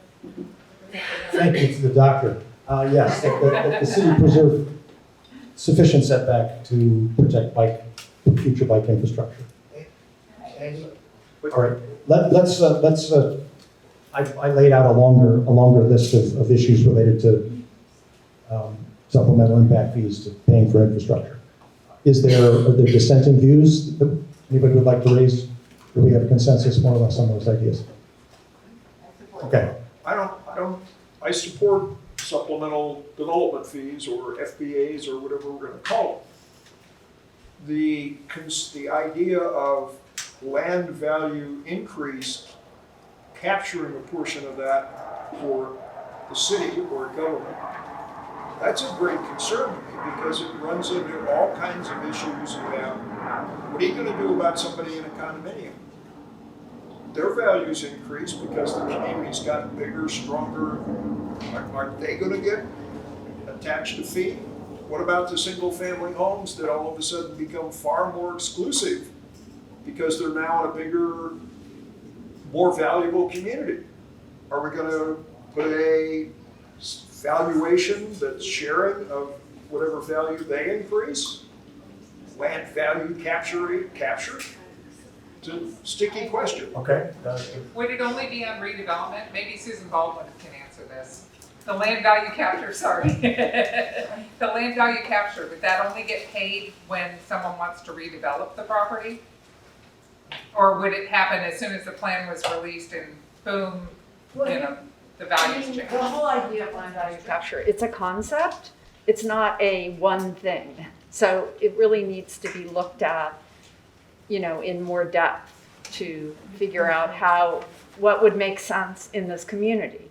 I mean, it's not like, just a supplemental development impact fee, it could be a host of things. But if it were done like it did, with a different name, so it doesn't go citywide, then it would be at the time you get your permits and everything. Well, my proposal was that the city study ways to fund these, and that they include land value capture strategies. And the urban public spaces requirement is a land value capture strategy. FBA is a land value capture strategy. So that they study those as a policy. If you have your specific objection is noted, and philosophical objection is noted. But it sounds like we've got a consensus with that dissenting view. Is that right? I don't think that we have consensus on what land value capture is and how until you figure out, I think we have consensus on the city should study a strategy to pay for infrastructure, but we don't have a consensus on how that should happen because no one knows. Well, and that's the challenge, and it's not, I mean, and I think that we're not necessarily the public body we're not the experts to be able to make those choices. And so the city has consulted with an economic development consultant on affordable housing, and so that might be an appropriate step here, would be to figure out, to study what appropriate strategies could be. It's not our role, or you need 5 more years. Or we need 5 more years. No, I'm saying no to 5 more. And it's really an economic. Okay. Well, so let me add one more thing, maybe to that consensus, is that not only do we study it, but that we receive an understanding, a clear explanation for the results of that study. Does that sound Doesn't okay? have to be based on that traffic survey everybody wants to do. You're trying to figure out how to pay for this or that. It changes if there's 2 lanes or 4 lanes, if there are bike lanes, protected bike lanes, none. So Precisely why experts have got to be on the job and not just, I'm going to take away the just, and not just a public subcommittee, right? Here, I think we have consensus on that idea, and I'd like to move forward. This is complicated and important, but let's move forward with the other things. Andy, can I just ask one question? When you say affordable, what do you mean? I do not understand this. I mean, middle class. There are definitions, go to the Housing Commission website for inclusionary housing. Okay, but it And they've got, it's income tested, deed restricted. Okay, but Section 8 is the old term. It's not it's not really for homeless though, or for No, it's not for Section homeless, 8. it's for low Yes. income. It's low income, because I don't see how low people are gonna be able to afford. I can see how the people that are working at UCSD can in middle class housing. You know, I mean, obviously now we've gone way off the charts in terms of, affordability. The questions of affordable housing step us into another issue we could talk about, but they are equally complicated and fraught, right? I know, it's very complicated. There are very specific legal, descriptions of what affordable means in different localities in different states, et cetera. And then there's the colloquial use of affordable, which is different for each of us. What's more affordable than what we have? And so what's being studied is an inclusionary affordable requirement that we're not entirely sure what will come back. Right? At which level of income will the affordable and what proportion will be required? So we're waiting for that result. Who's gonna, you waiting from the, Experts. okay. The city has contracted with experts. Okay. All right. So I would like to ask: are there other areas of concern, issues of disagreement with specific items, or general items that are in the preliminary report to the UCPG? I would like to, if there are, let's hammer some of those things out. And if they're not, then I propose that we would move on to a vote of some kind. You're talking about this, right? Help save UC. No, No. although that is pretty much included in what Okay, because I'm down with that. Debbie Knight, Lori Phillips, 1 and 2. Yes, I do, and this was said earlier, I do want to thank Andy for this because this, we spent 4.5 years meeting on this, and the discussion draft had about 198 of the 204 pages that we had never seen before.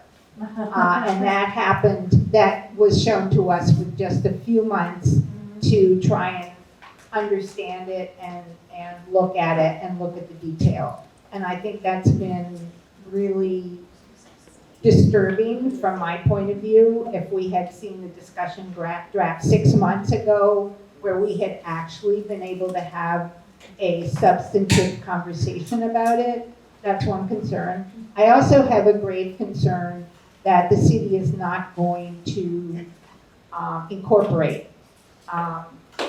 much of what the recommendations are, and I hope I'm not unduly worried about that, because I feel that this committee has worked, myself included, and everybody here for 4.5 years.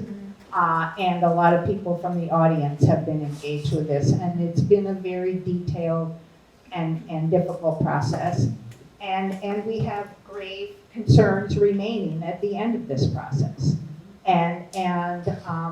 So, however, I want to thank Andy for, without Andy, I think, pulling all of this together and helping to guide this process, and somebody who understood a lot of this, we would be nowhere where we are now in terms of the proposal. So I'd be willing to make a motion to support the draft plan that was released before and brought to the UCPG last month, or this month, with what Andy's been trying to record, what's consensus items today, and including his comments in there. I thought a lot of his comments in there, the chair's comments incorporated in that draft report were excellent, and I think it's a very, very thoughtful, substantive set of recommendations. And I would deeply urge Michaela to talk to the mayor and the planning department to take careful note of the level of engagement and thought that's been put into these comments, because I think they do reflect something that I think the city wants, which is community engagement. And there's been a lot of deep community engagement from a lot of different levels in this community. So I would like to make a motion that we support Andy's updating the draft, the preliminary report to the UCPG on the community discussion draft of the UC plan, and that he incorporate the things that have been generally reflect today's discussion, and that that we support that, and that be what is then forwarded to the UCPG. Is there a second? I second the motion. Now we discuss. Before we vote, Yeah. I'd like to Discuss. understand the implications of voting one way or the other. What would happen? I'd Just out also of like to know, curiosity, because if we we decided haven't been to a voting committee thus far for 5 years. It's been written up that we've had general consensus, and you've just kind of, and that's okay, and so I'm curious why right now we're voting and we can't carry on as we were. Because we're not carrying on. Yeah. This is it. The UC, I think the UCPG, as I understand it, the UCPG and the city would like a recommendation, a voted recommendation from the subcommittee to So go. they're asking for a vote. To go to the UCPG. Yes. And I believe that that's our practice and bylaw as part of the UCPG. You're right, we haven't been proceeding that way. This is the one moment since 2019 that we voted. Can I ask a question? Yeah, so motion, second, discuss, and then we can call the question when we're ready. For clarification, Debbie, based on what your motion is, my understanding that the dissenting comments also go in. Yes. Yeah, okay. We okay with alternative as the word? Alternative dissenting views? Also fairly represented based on the minutes. It's not supplemental. Not supplemental. I agree. Okay. What do you mean by alternative dissenting views? There were people who disagreed on a Oh, couple okay, gotcha, things that are gotcha, part of the consensus, Got it, so. gotcha. And those views should be fairly represented. I Question? think we will be very lucky if the city will comply to any of this. So going back to Laura's comment, I think it would be worth actually talking about the implications of what we're doing. Next steps type. That's right, okay. All right, so speak to both of those questions from the subcommittee and questions in the floor. I've been working from the position from the start that what we're doing matters. I think that's obvious, right? And that the city will pay attention to ideas that make sense. And, planning department, different levels are gonna have different opinions based on where they are. We have a responsibility to provide the best feedback that we can. using the expertise we have, which is expertise that no one else has as people who have the experiences that we have in this place. My hope is that the city will, as Debbie Knight says, receive this in the spirit with which it is given, which is as a recommendation for a better university community plan and a better university city for the future. So I remain hopeful. And I recognize that not everything that we might recommend or ask for will be provided. Everything will have to be looked at, reviewed, and people will have to make a decision whose profession it is to plan the city. Right? And they'll have to make judgments about the recommendations. But we should offer our recommendations. So that's the first piece. And then the implications, I think, are that we provide a recommendation to the UCPG. And that recommendation, which will be in a final report, if this motion is approved, I will prepare and share with the group at the time that it goes to the UCPG. The UCPG will then receive it and discuss it at its upcoming meeting, July 11th, and it will make its own recommendation. Some of us are members of that subcommittee, and some of us are not. And so that's the next step. And then the UCPG will forward its recommendation, and I think that we'll forward our subcommittee recommendations to the city as well, and the planning department as well. And they will undertake to incorporate the things that they can incorporate. They're going to revise the discussion draft based on all the community feedback they received, including ours, but all the public feedback. They'll take that in, and they will revise the discussion draft. That revised discussion draft will be completed sometime later this summer. No specific date at the moment. That's a big job. And then it will undergo an environmental review. So it will go through the state environmental review process, the CEQA process. The environmental impact report will take place. There'll be a preliminary, a draft environmental impact report will happen. And there'll be a possibility for public comment at that point. So there's another round of public comment on the EIR. And then comments will be responded to, and a final EIR, and a university community plan draft will be prepared sometime in the fall, let's say. And then that plan will go to the various steps of approval, which would be the planning commission, the city council, park and rec board, probably will see it again. UCPG will vote on the EIR. I would request that we probably meet once again when the draft EIR comes out, and we can provide any feedback that we might have based on revisions that were or were not made. Does that answer your question? Yes. Yes. Just a quick question. So this proposal, this consensus document that we're sending out to UCPG, is a plan for this to modify the city preferred plan or the alternate plan? I'm hoping it's city preferred plan. Or obviously, planning department will decide what to take, but.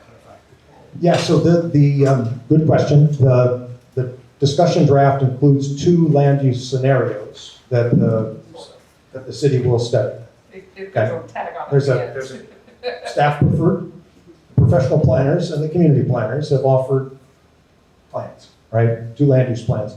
But those are about 5-6 pages within the much larger 200-page document. All of these comments are to the entire document, regardless of which of those land use plans, right? And many of our recommendations speak to the community preferred scenario. But these are comments to the entire. We've talked about this before, and I continue to be concerned about it.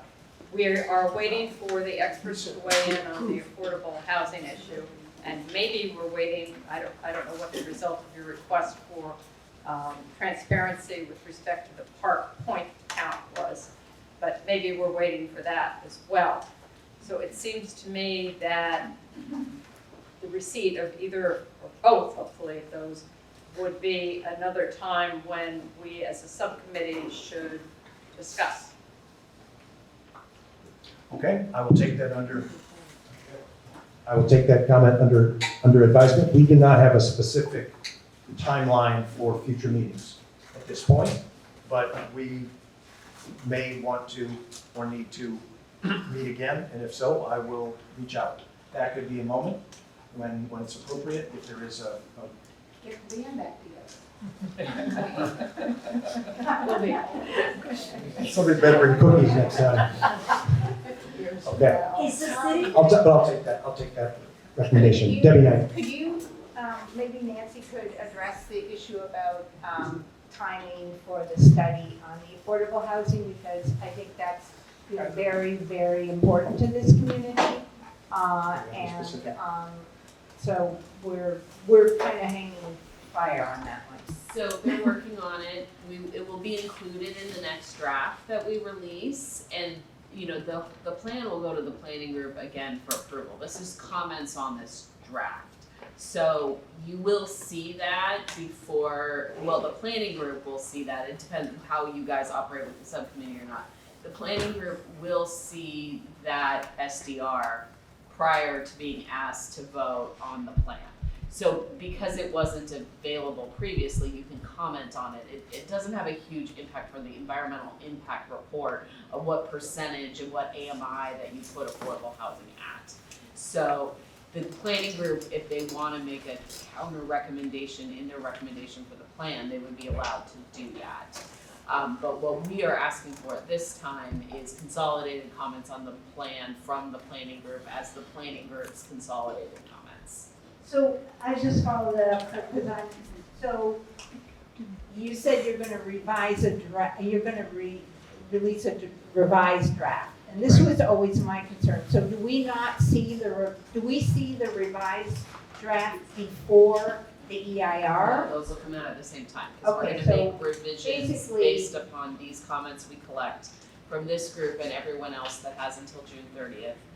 We will revise that draft, and that revised draft will come out with the draft EIR. Okay, so they'll have comment on it, but only in the context of the EIR, or will already be in the EIR. I didn't understand what you just In other said, words, sorry. there won't be a revision available for us to view before the draft EIR comes out. They'll come out at the same time. Any revisions that would happen after that point would happen through the public hearing process. Right, So okay. we'll put a draft out that goes out with the EIR, and then as decision-making bodies, like, so planning commission, like, if you want additional changes, you would bring those to the planning commission when we go to planning commission, and planning commission can direct those changes to us on that draft before it goes to council. So there will be more opportunities, but this is the big public review where we have the biggest amount of changes that happen, and then future changes happen in conjunction with the public hearing process. Thank you. About when is that gonna happen? Does that be? End of the summer. End of summer, fall. Okay. The So city's it's- goal, I believe, is still to try to have an approval at city council by the end of this year. Okay. So we're shooting for. That's what they're shooting for, and that's what we're shooting for. Yes, sir. Andy, I'd like to suggest that in your comments about housing, you referenced that UCSD was building more. I think you also ought to have a few sentences in there about the demand side of the equation. Yes, they are building more. They are also accommodating an increasingly large number of students. So I think we need to address both those issues.